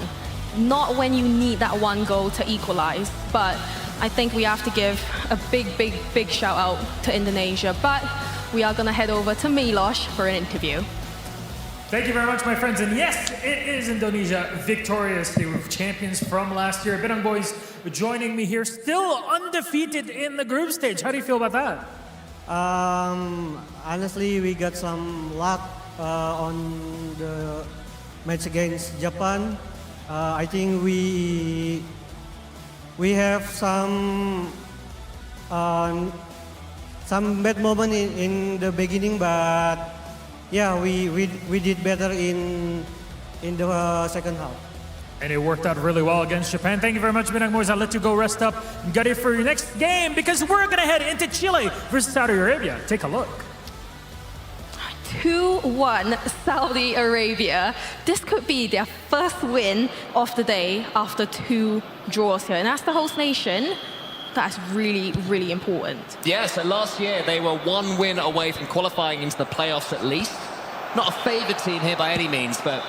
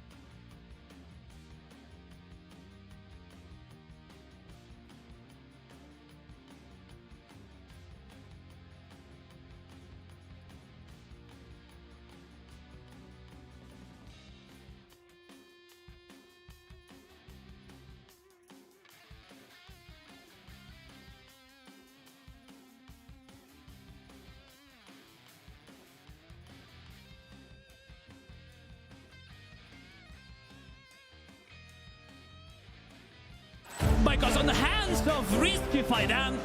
Dimanapun kita harus siap, positive vibe dia. Pantas untuk mendapatkan back to back di tahun ini. 1 minggu jalanin training camp, yang pasti ya latihan kayak biasa. Terus sejauh ini persiapannya alhamdulillah cukup baik ya. Kami juga banyak melakukan perkembangan lah dari apa yang sudah kami punya sebelumnya gitu. Untuk yang FIFAe ini lebih bagus sih timnya mas, komposisinya. Di regional qualifier tuh kan kemarin ada di grup itu ada 8 negara, jadi player poolnya tuh kayak sedikit gitu kita dapatnya. Sedangkan di FIFAe ini kita ada 6 negara, jadi masih kedapatan lah player-player yang bagus.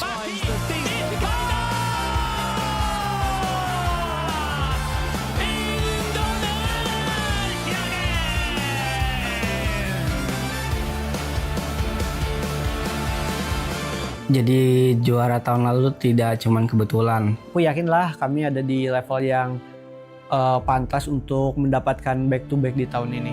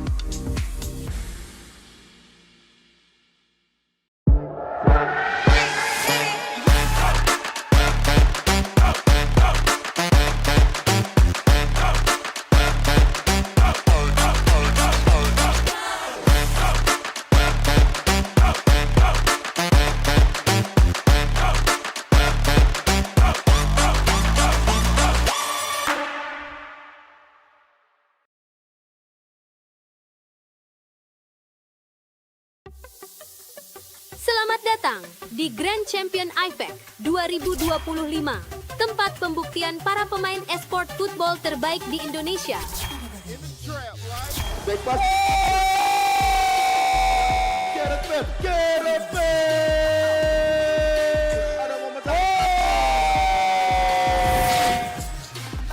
Masih Radinka, pendek saja dia Gareth Bale, ada waktu Luis Suarez.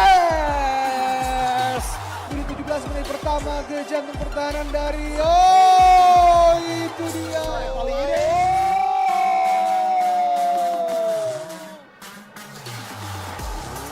Terus beberapa serangan yang coba dilancarkan oleh Elga dan juga Faidan, akhirnya hanya penguasaan bola untuk Robin juga mau perlahan mencari opsi umpan di sana, berubah kemasukan untuk Koilon dan menjadi gol bagi seorang Benjamin Sesko.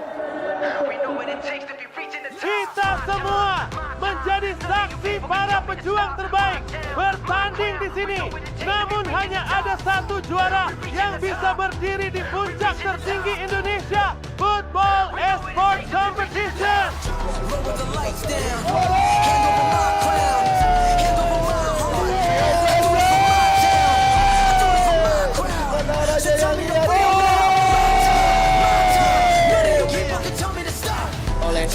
Lokongan sudah dilakukan, direct fixing nampaknya masih mengenai mereka adalah yang terbaik. Philip Frank dan pasangan Rizky Elga menjadi juara Grand Champion IFAC 2025. And in B, Jordan and Morocco. Two big nations, Morocco and maybe Thailand. I think in the sense of Jordan and Morocco, that's not too much of a surprise, but I think for Thailand especially at this stage, like, okay, again, we talk about its group stages, you warm into it, but it's the manner of that. I mean, they got hammered off Brazil there. That's not just like, okay, a tight game up against one of the tournament favorites, fair enough, whatever. 4-0 is pretty substantial. So whatever Thailand are doing, they need to stop it and start stemming it up pretty quickly. Yeah, the one other team that we haven't mentioned there, Turkey, who were last tournament semi-finalists. They got knocked out by Indonesia in what was a classic in that semi-final last year. But at the moment, you know, they had that surprise loss to Chile, and now all of a sudden it kind of looks like, okay, they might be in some trouble here. The reason I was just going through those now is because the players you might be able to see behind me, they've all left the arena. They get a 10-minute break now before they go into match number 4 and 5, the final 2 matches they get to play in their kind of day 1 round of fixtures. But we're just going to jump back actually to our featured matchup and check out those heart rates once again, because they do spike and they do peak and they do trough, and we're going to see from Bin On Boys, how cool was he? Cool enough, almost stoic at one point, in the sense of how calm that Bin On Boys was, and it seemed that way. Even when they score, they don't really get too up and out of their chairs. Instead, it's very much like, business as usual. We go again. It's that almost that very much British. It's 0-0. We go again. It certainly feels like that. And the same looking at Elgas, it doesn't really move that much. It just kind of stays pretty level across the board. And they seemingly have got that confidence, even in what was a tight game against Japan. We saw that last year though, when they won in the final. There's not much emotion. No, and I wonder if that does come from the experience or expectation, or just maybe, I want to say, the belief in your own ability to not be having to get nervous, because you're like, no, we know we're the best in the world. We are the tournament favorites, yeah, and no stress is going to really come upon them. Not yet. I would like to think, you know, this year I'm expecting a little bit more competition up against them. So I want to see, I would love to see if we could compare them to last year. I don't believe we'll have that data, to be fair. I mean, I'm asking production for a lot, but I'd be really curious to see what the comparison will be like. They've got Mexico and Poland as well. 2 exciting fixtures for Indonesia coming your way in a few moments' time. But for now, we're going to park the bus here after 3 matches, have a short break, come back and join us for 2 more matchups, with the feature one being Indonesia taking on Mexico. We'll see you in a few.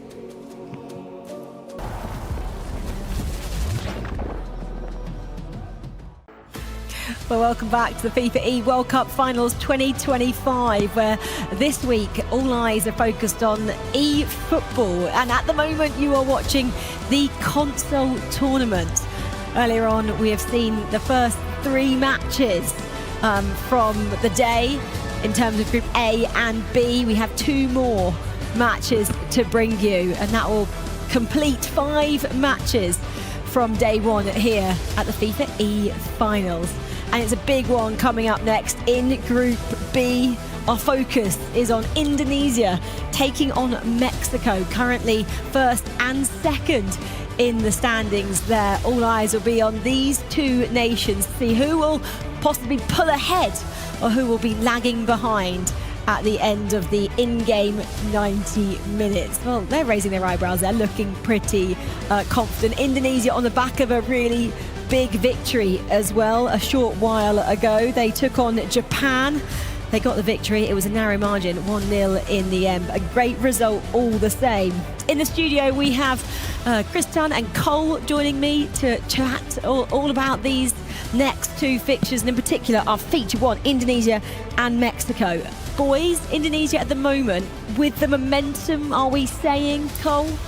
Yeah, especially pre-tournament, I think that Indonesia would have been big favourites here. But Mexico are on 7 points as well. You know, you can't deny the fact that Mexico have had some great performances up to this point. I think the only thing I would say, and not to spend negative, like Mexico's fixtures have been favourable. I want to say they won both their games against 2 of the teams who are now sitting bottom of their group. This is their toughest test by far. So yes, okay, we've seen them do what they've needed to do and what they've been expected to in their games that they had previously. Now is the real big test, going up against the current champions. But a team like Mexico, they're the only team in recent years to beat the likes of Brazil, who have been so dominant. They mean business, don't they? Well, they absolutely do, yeah, but at the same time, you need to show and prove it. I've been enjoying what I'm seeing from Mexico, but I'm playing devil's advocate in the sense that we haven't seen them go up against top competition today. However, they're still just doing whatever they need to do. Indonesia have started to step it up. Massive, massive test for them. Well, it's defending champions Indonesia taking on our debutants in the form of Mexico. Let's learn a little bit more about this duo now.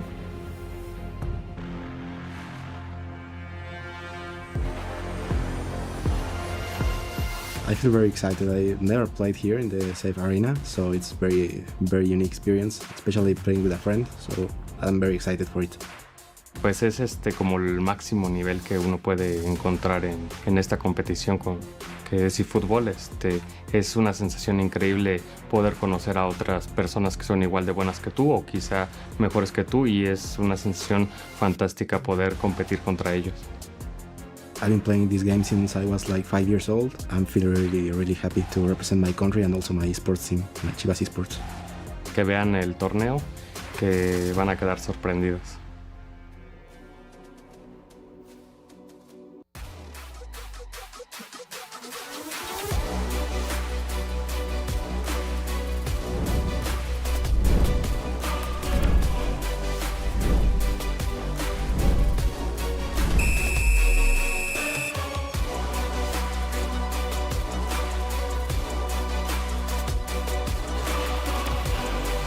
Well, that's teed us up absolutely perfectly. The two titans at the top of Group B will now be butting heads.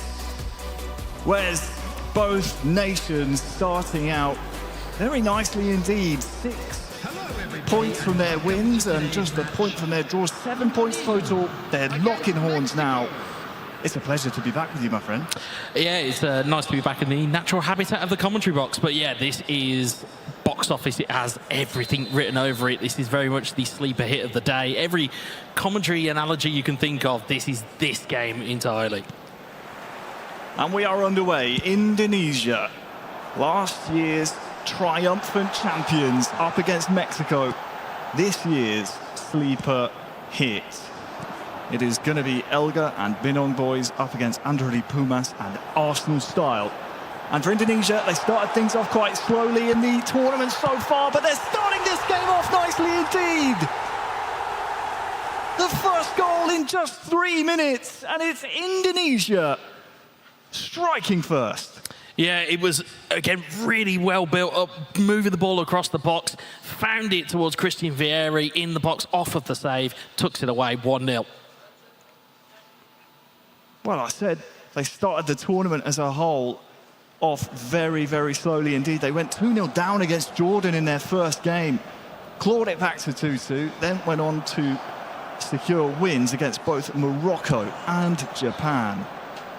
And they've started that game off in an ideal fashion. 3 minutes and 1-0. We'll hop over to see what's going on between Chile and Italy. Both of these two would love an extra 3 points to their tally so far. Yeah, I mean, Italy, they're going to have to try and recover quickly from that disappointing defeat to Brazil. They're up against Chile, who have their own surprise victory against Turkey under their belt. So, again, as Chris rightly pointed out on the sofas, there isn't an easy game here at the FIFAe World Cup. They seem to have flattered to deceive a little bit so far, Italy, but they're on the charge here with Eterito crossing in towards Naples, who heads it on, but well, they're going to have to try and steady themselves here again. Chile have been slowly but surely going about their business here, haven't they? The South American side's very tough to beat in the group stages. Yeah, they certainly were. They came through a very tough qualifying phase as we cut back to Indonesia versus Mexico. Our featured game is a corner to Mexico, ball delivered into the box, header just over the bar. I think that was the Arsenal Style. Had that chance just then following the corner. Just 4 minutes after that goal went in by the 2024 champions. And it's worrying, I think, for the rest of the competition, isn't it? Whereas when you see Indonesia, they start off, they go 2-0 down to Jordan. And you think, okay, maybe someone else might have a chance this year. Since then, they've been rampant, and they're coming forward again as Benong Boys heads it. It was Elgar in the end with a chance, but straight into the grateful hands of the goalkeeper. Yeah, what is it about when teams are winning ugly and they start to churn out results? Is that there's an opportunity here, though, for Mexico to try and get the ball through, but it's cleared away on the edge of the 18-yard box and over halfway. But Mexico have it back in the centre circle. I moved on to this near side, but the pass is cut out. They do have possession still, do Mexico. There's neat footwork and a passing field, but again, it's resilient defensive work by Indonesia. Yeah, and around the grounds here, of course, we're keeping an eye on all 6 matches happening, and that's Eterito scoring for Italy, breaking the deadlock over there. And a nice little ball roll, followed by the strike from Elgar. Benong Boys, Rizky Faidan can try and play it back to his teammate, but Mexico living very dangerously here. Something tells me this might just be the most end-to-end game that we'll see from the group stages. It certainly will. It's certainly attack versus attack more than attack versus defence between these two teams, but neat little move on the edge of the box there by Indonesia. Super cancel, and then managed to get themselves a shot off with that little dummy that goes in there. Really bought themselves some space as Mexico have the ball on the near side touchline, but it goes out of play for an Indonesia throw. They're champions of last year, despite finishing 2nd in Group A, if you cast your mind back. So it's Indonesia, they've been in situations before where they know the group stages isn't where the money is made in this type of international tournament. They're happy to start slow, survive some of the early scares. And now, here come Indonesia, dispossessed smartly though by Arsenal style, cleared up the pitch. Yeah, as we cut to a replay here, it's Brazil versus Saudi Arabia. As Brazil look to move forward, it was Neymar into Hullet, and that's tucked away. Brazil have themselves a goal lead against the hosts. Yeah, the host nation under the cosh, João Victor, with the finish in that match. And now Indonesia, they're chasing their 2nd into the box here. Elgar, though, dispossessed. Once again, Arsenal style of Mexico being called into defensive duties. And we're about 15 minutes, give or take a few minutes for stoppages away from half-time here. We've seen some signs of life from Mexico, but the Central American side have been much the second best side between the two here in the first half. Yeah, they've struggled to get their attack going, have Mexico, as we get a replay here. It's a set piece for Poland versus Jordan, and they get very lucky. They try and get it under the wall. Instead, they get the ricochet and took it away for 1-0 as we join back the action with Indonesia, who have it right in this near side corner. Another ball to the edge of the box. They played it into the box. There's an opportunity here for Indonesia. Can they develop it, though? They're shielding the ball well. Striker goal can save. Captain in the back post! That is what they do best. We saw that time and time again last year. Right place, right time for the 2nd ball. And it's Indonesia doubling their advantage. 2-0 at the top of Group B here. Right place, right time. The two so in sync. That is why they are champions. They work a chance until they have the opportunity to gear it. And again, it's Christian Vieri used on that mopping up job that he had. We join here, Italy versus Chile, as they have their goal lead. They have their ball at the edge of the box. Neat ball roll into the box, and it's pulled and fired into the back of the net. Italy have a 2-goal lead. That'll be a nice cushion for them. Naples scoring that one, so both the Italian representatives on the board in their match elsewhere. Our featured match has the 2024 champions well in control here, as Rizky Faidan has time and space to pick out his man.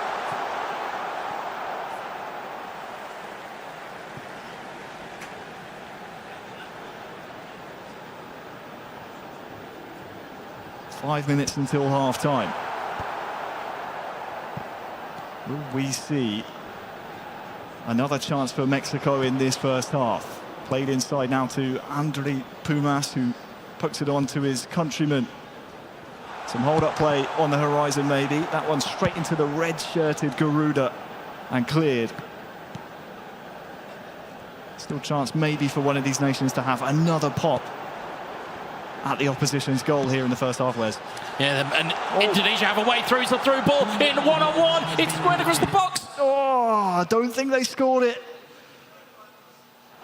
They haven't. It's been cleared away by Mexico. Such was the quickness of production to get us back the pictures. It fell apart, but Mexico have it up the other end. There's an opportunity here. Tap. Oh, it's a back heel that gets blocked away by Indonesia. They have a corner.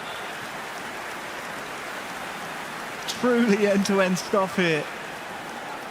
Don't think you can blame production thinking that Indonesia were going to continue their scoring form. But now Mexico have a corner late on here. And I can tell you there have been goals elsewhere. But for now, we'll take a look at the final action here at the first half.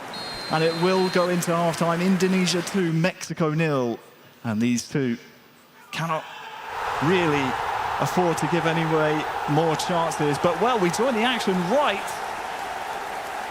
as the land of the rising sun score. Yeah, so again, we cut right into the action and we cut right into a goal for Japan. As I'm looking at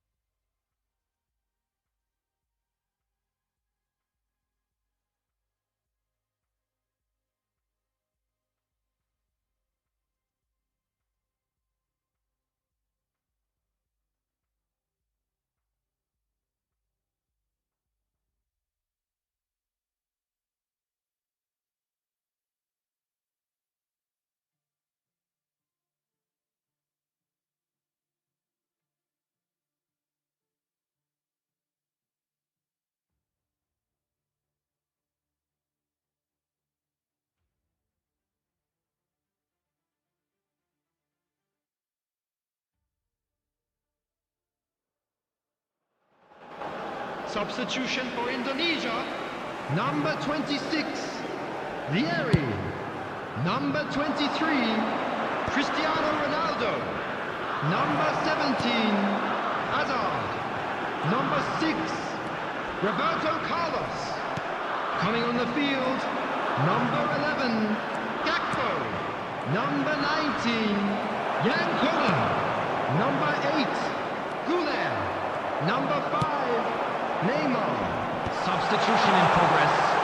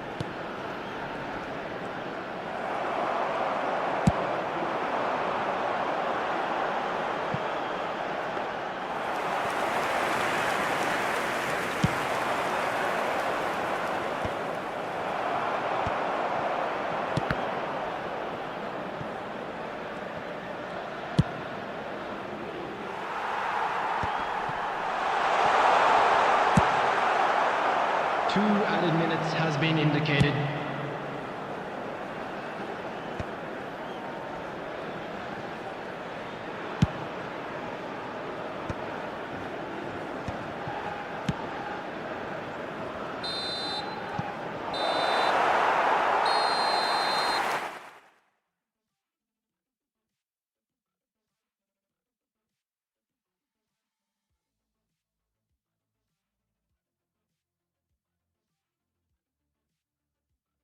Indonesia win again. It's huge. It's a huge result. Given the fact they're both level on points coming into the fixture. Again, you talk about the intangibles, you talk about a psychological blow. Of course, you've got the reverse fixtures coming tomorrow. That's a big statement of intent from Indonesia. Mexico will be smarting after that one, and they have the added bonus that they've got to go again. Yeah, they have to go again. It's been somewhat of a disappointing year for Resmi, Faidan and Elga. Obviously, since this time last year, being champions, haven't seen too much from them. Elga qualifying for the World Finals, but losing in the quarterfinals. That's, of course, in the 1 versus 1 discipline. He's back where he is most comfortable. Well, let's go down to the stage and hear from one of my favourite players. Jasmine is with Resmi Faidan. Congratulations are in order. Binong boys, I have to ask you though, this year, are you finding it more difficult than the previous year, considering the fact you guys were winners last year? What about coming into 2025? Is the competition easier, more difficult, or about the same? Yeah, I think this year FIFAe will be way difficult because, as a title holder, of course, every single opponent will put their eyes on us. So, yeah, of course. I expect this FIFAe would be much more difficult than the last year. Well, you know what, considering the fact that you've got a big target on your back, I'm not going to keep you for much longer. Congratulations again, and I'm going to let you get warmed up for your next game. Thanks so much. Great to hear from Resmi Faidan down there with veracity. The players are still playing heat number 4. We have some games to catch up on, one of which Japan, Morocco, and the Blue Samurai looking pretty comfortable so far in this game. Have 10 minutes to defend what is a slender 1-goal advantage. Yeah, it's going to be difficult, but they've got a chance here. Pulled it towards the back post. It's escaped the clutches of it momentarily. It's got into the goalkeeper's hands.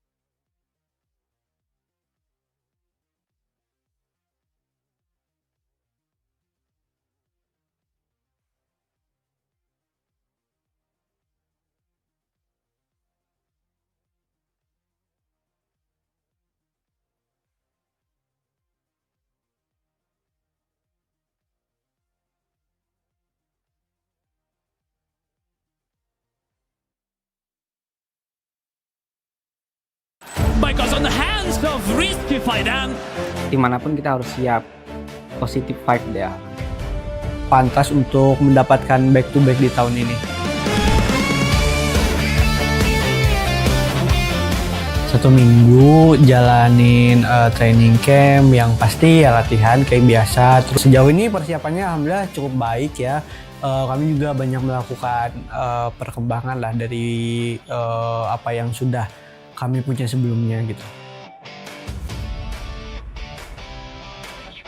Untuk yang FIFAe ini lebih bagus sih timnya mas, komposisinya. Di regional qualifier tuh kan kemarin ada di grup itu ada 8 negara, jadi player poolnya tuh kayak sedikit gitu kita dapatnya. Sedangkan di FIFAe ini kita ada 6 negara, jadi masih kedapatan lah player-player yang bagus.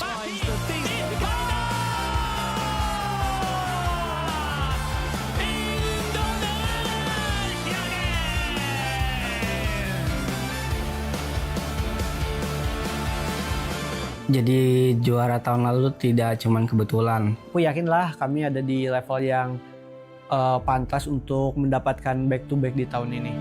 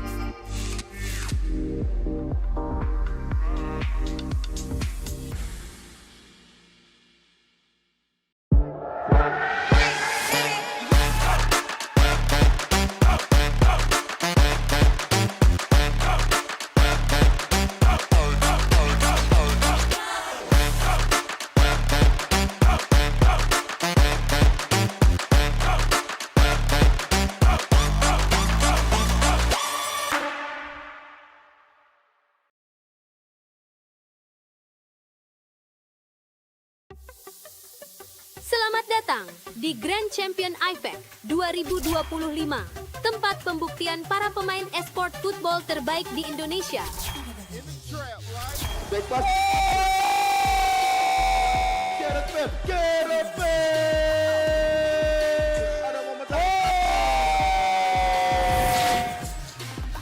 Radita, pendek saja dia Gareth Bale, ada waktu Luis Suarez. Menit 17 menit pertama ke jantung pertahanan dari itu dia kali ini.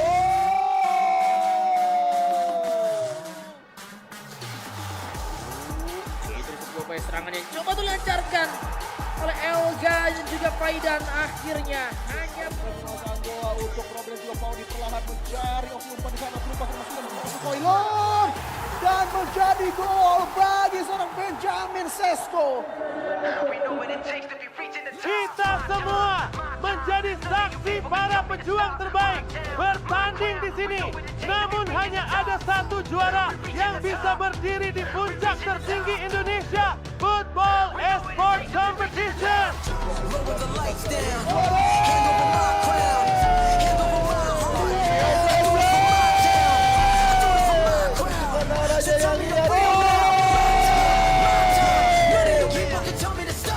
Oleh Ambil Lokonga sudah dilakukan direct fixing nampaknya masih mengenai mereka adalah yang terbaik. Philip Frank dan pasangan Resmi menjadi juara Grand Champion IFAC 2025. Because on the hands of Resmi Faidan. Dimanapun kita harus siap, positive vibe dia. Pantas untuk mendapatkan back to back di tahun ini.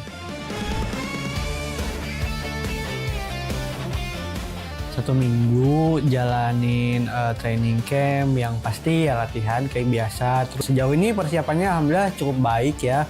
Kami juga banyak melakukan perkembangan lah dari apa yang sudah kami punya sebelumnya gitu.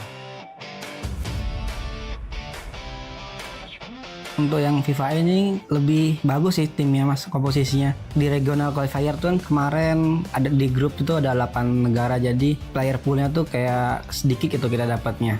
Sedangkan di FIFA ini kita ada 6 negara, jadi masih kedapatan lah player-player yang bagus.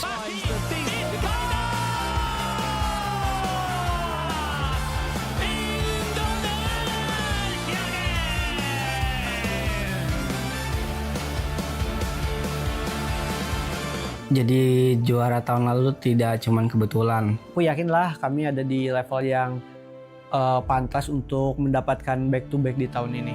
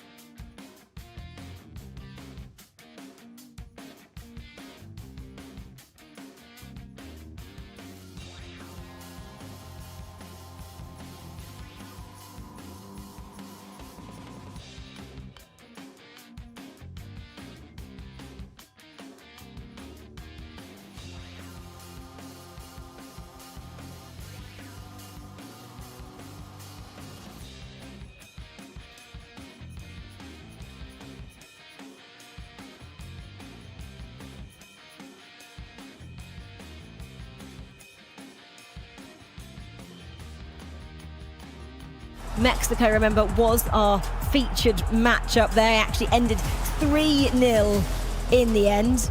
What a dominating performance from Indonesia. Let's start with that as we see the highlights of all of the matches. Yeah, Indonesia very, very steady away. Just did what they needed to do. And again, I don't want it to feel like I was calling Mexico out beforehand, but we knew that this would be their biggest test after the games they had, and there is the level that they're going to have to bring if they do want to keep going forward. Finding those wins, get themselves to the knockout, that is the kind of competition you're going to be going up against. Yeah, I mean, I loved what I heard from Mexico in their pre-match interview. They were saying that we are here to face players as good as us and better than us. They are aware that there are nations of the caliber of Indonesia and that they need to learn and step up to face them. Haven't quite managed to do that this time, but it's a long old tournament, Rachel, and I'm sure they will improve. Well, these are just the confirmation of results in our fourth fixture out of 5 today. Group A at the top there. We just mentioned it a few moments ago. Brazil, Saudi Arabia. Saudi Arabia getting that victory puts them at the top of Group A standings on 8 points. Brazil and Italy in 7. Turkey 5, Chile 4, and Thailand, I think, which is Chris is pointing at 1 point. To me, that's more of a surprise that Thailand are bottom than Saudi Arabia in top. Really? That is. I mean, you predicted them at the top of the show. Okay, well, there may be some favoritism here, in absolute fairness. You gave them the Chris of death. Well, yeah, no, we did say that before. I was wondering if you're going to say that live or not. Well, yeah, of course I was. There you are. No, but for Thailand to be bottom with 1 point, that is insane.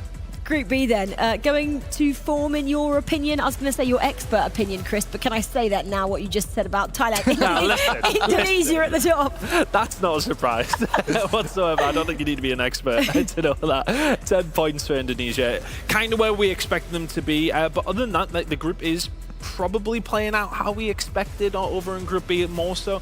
Mexico kind of in and amongst the mix. Japan stepping things up. Poland looking a really solid outfit as well. Yeah, but Indonesia pretty dominant towards the top. For Group B, it almost looks like it's locked out of who's going through. It does seem to be there's a clear shape here. Jordan, they had a couple of decent draws to start off with, but it does just seem as they play further and further, the standard of players they're up against is getting a bit too much to them. A little bit disappointed by Morocco. I expected them to be able to nick a draw here or there. I hope they're able to get at least a point, because last year Costa Rica only got 1, and that is what they're competing against to not be the worst team. And in Group A, obviously we've just seen that, but just in terms of who's going through at the moment, Chile and Thailand aren't, but Chile are a little bit in closer contention with 4 points to 5. That's kind of occupied by Turkey at the moment, so a little bit closer in that one, with one final round to go today before we do rinse and repeat tomorrow for the console, guys.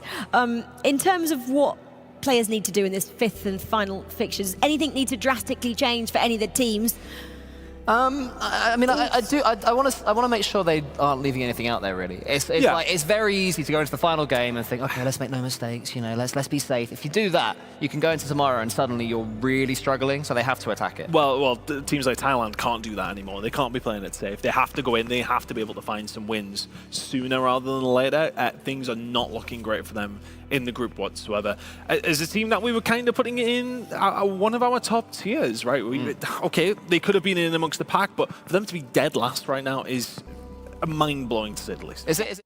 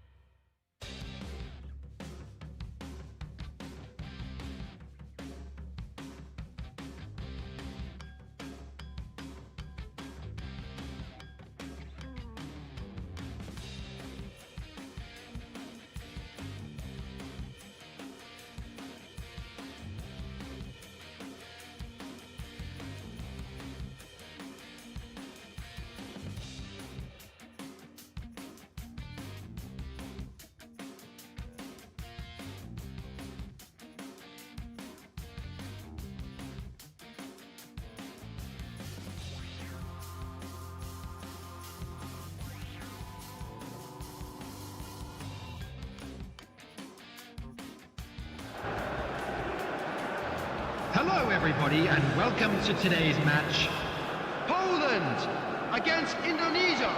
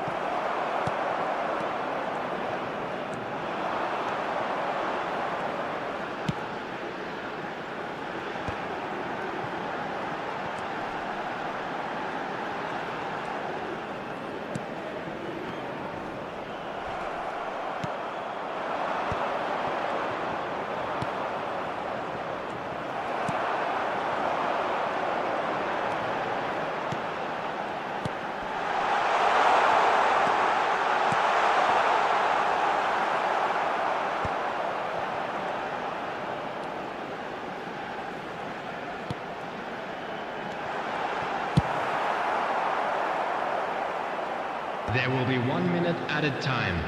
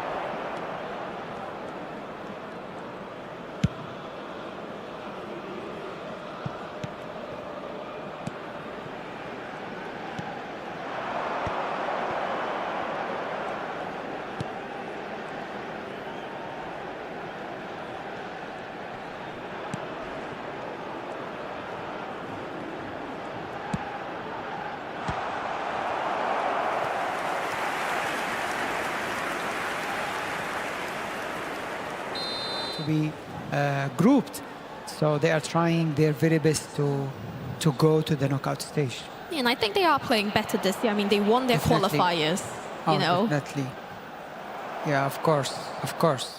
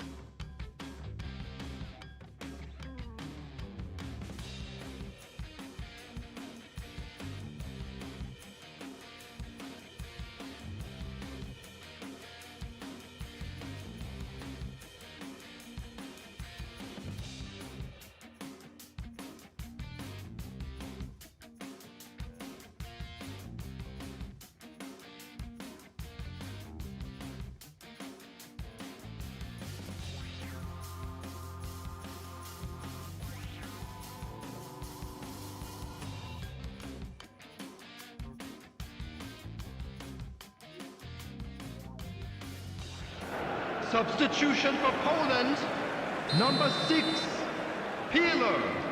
Number 15, Kukcu.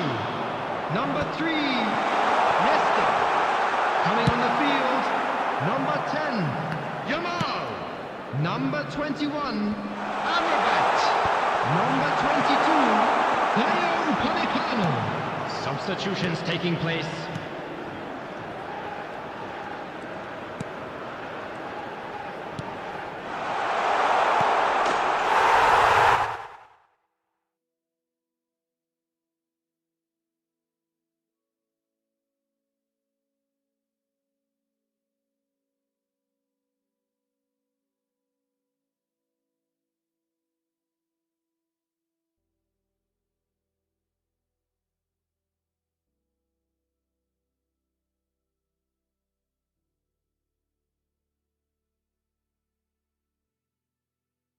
Game, always at the second game, you more likely are going to lose it. But in their case,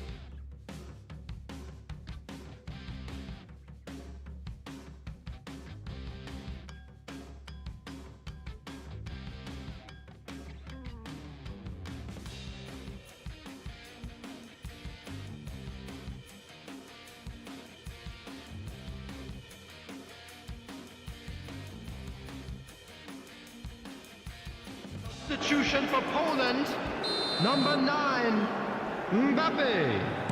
Coming on to replace him is number 18, Son Heung-min.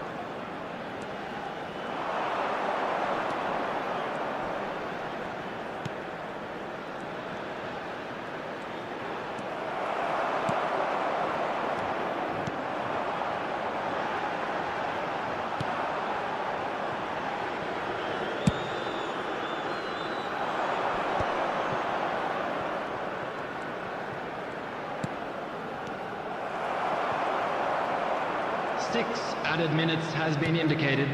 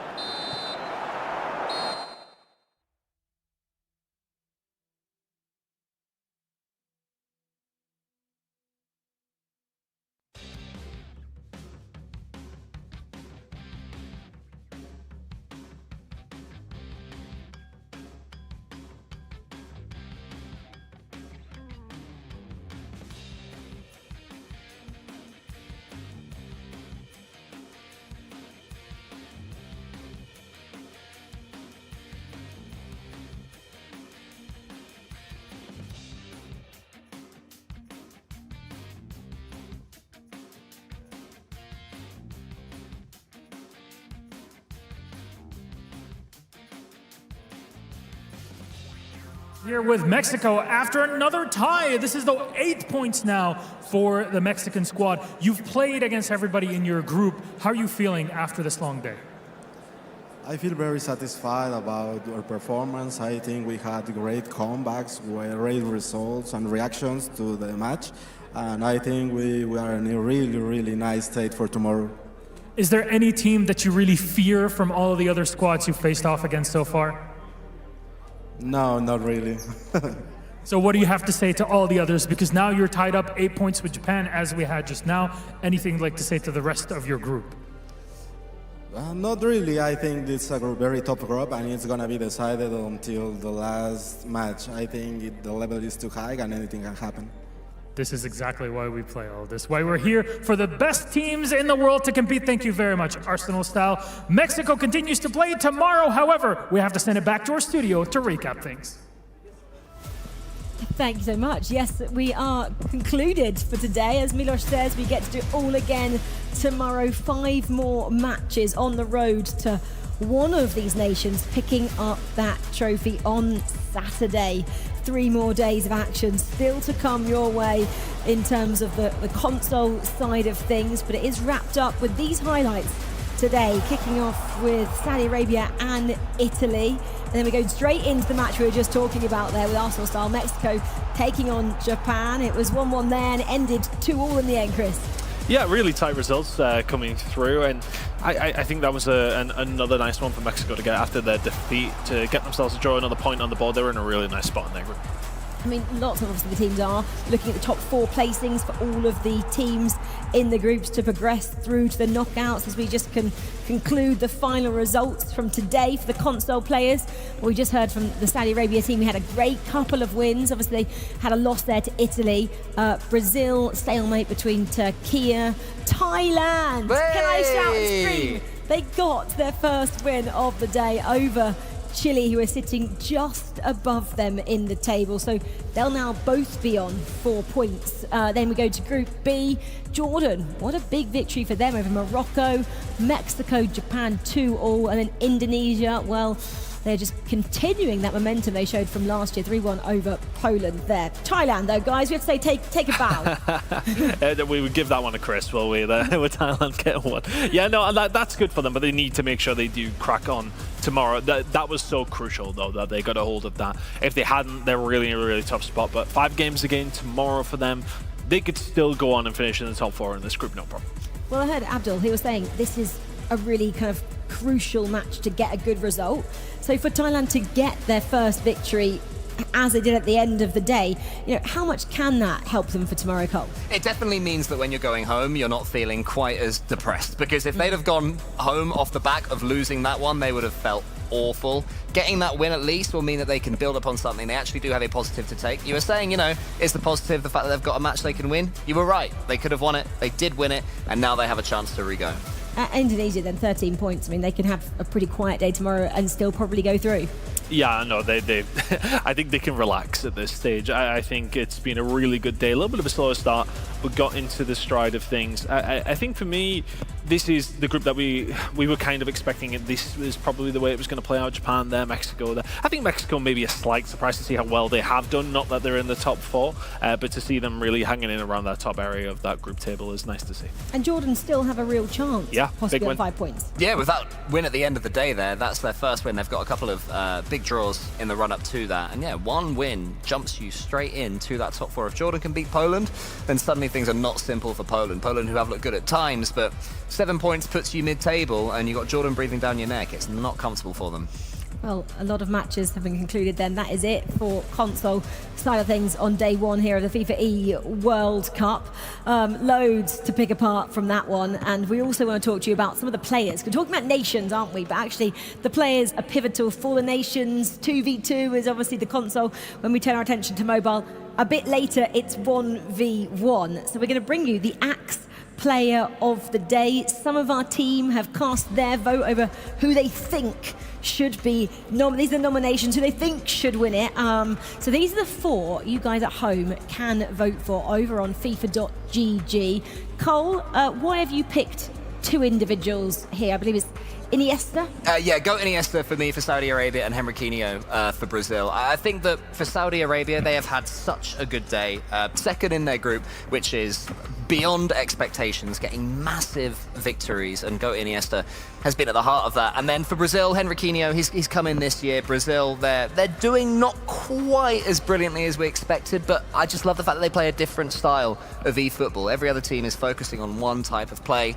They're focusing on style and skill, and it's very Brazilian, it's very them, and he's come in and had the confidence to do that. And for you, Shanks, and the Arsenal style, Chris? Yeah, I think when you think of those other 2 teams, or you specifically when you think of Indonesia, a lot of people say like, oh, they're talking about big old boys, but Elga needs a little bit of love as well. I've really been loving how to see he's been playing specifically on the Mexican side of things as well for Arsenal. We've loved watching them play. They played scored some cracking goals today as well, and he was a big part of that as well. Who would you pick out of those 4? If you could vote, because you can vote. So I think for me it was kind of going to go potentially towards Iniesta, sorry, just purely because of that game up against Brazil. He was brilliant. The home pressure. Exactly. It must be pretty intense, mustn't it, for Iniesta? And they are sitting second in the table, as Cole said. Okay, well, I think you've heard quite a lot from the 3 of us. We haven't heard much from our reporter, CJ. So I am delighted to say we're going to hear from him now. CJ, where are you? Well, that's it for day 1 of the FIFA E World Cup 2025 console edition, and it was absolute chaos. We saw some upsets left, right and centre. Saudi Arabia taking down Brazil. Some other teams that I was expecting to go a little bit better that are underperforming. So I'm looking forward to tuning in, being here day 2 to see if those teams bounce back or if teams like Saudi Arabia can keep surprising everyone. There he is. Love to hear from CJ. I want to get him out and about a bit more, roaming around. I've not seen him do anything. I know. Honestly, what's he even here for? He's been at lunch the last 4 hours. It's unbelievable.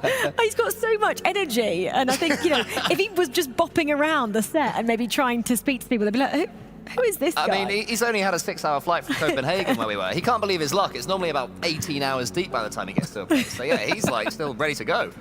Right, final thoughts from today, from what we've seen, some nations that have impressed you, nations that maybe haven't so much.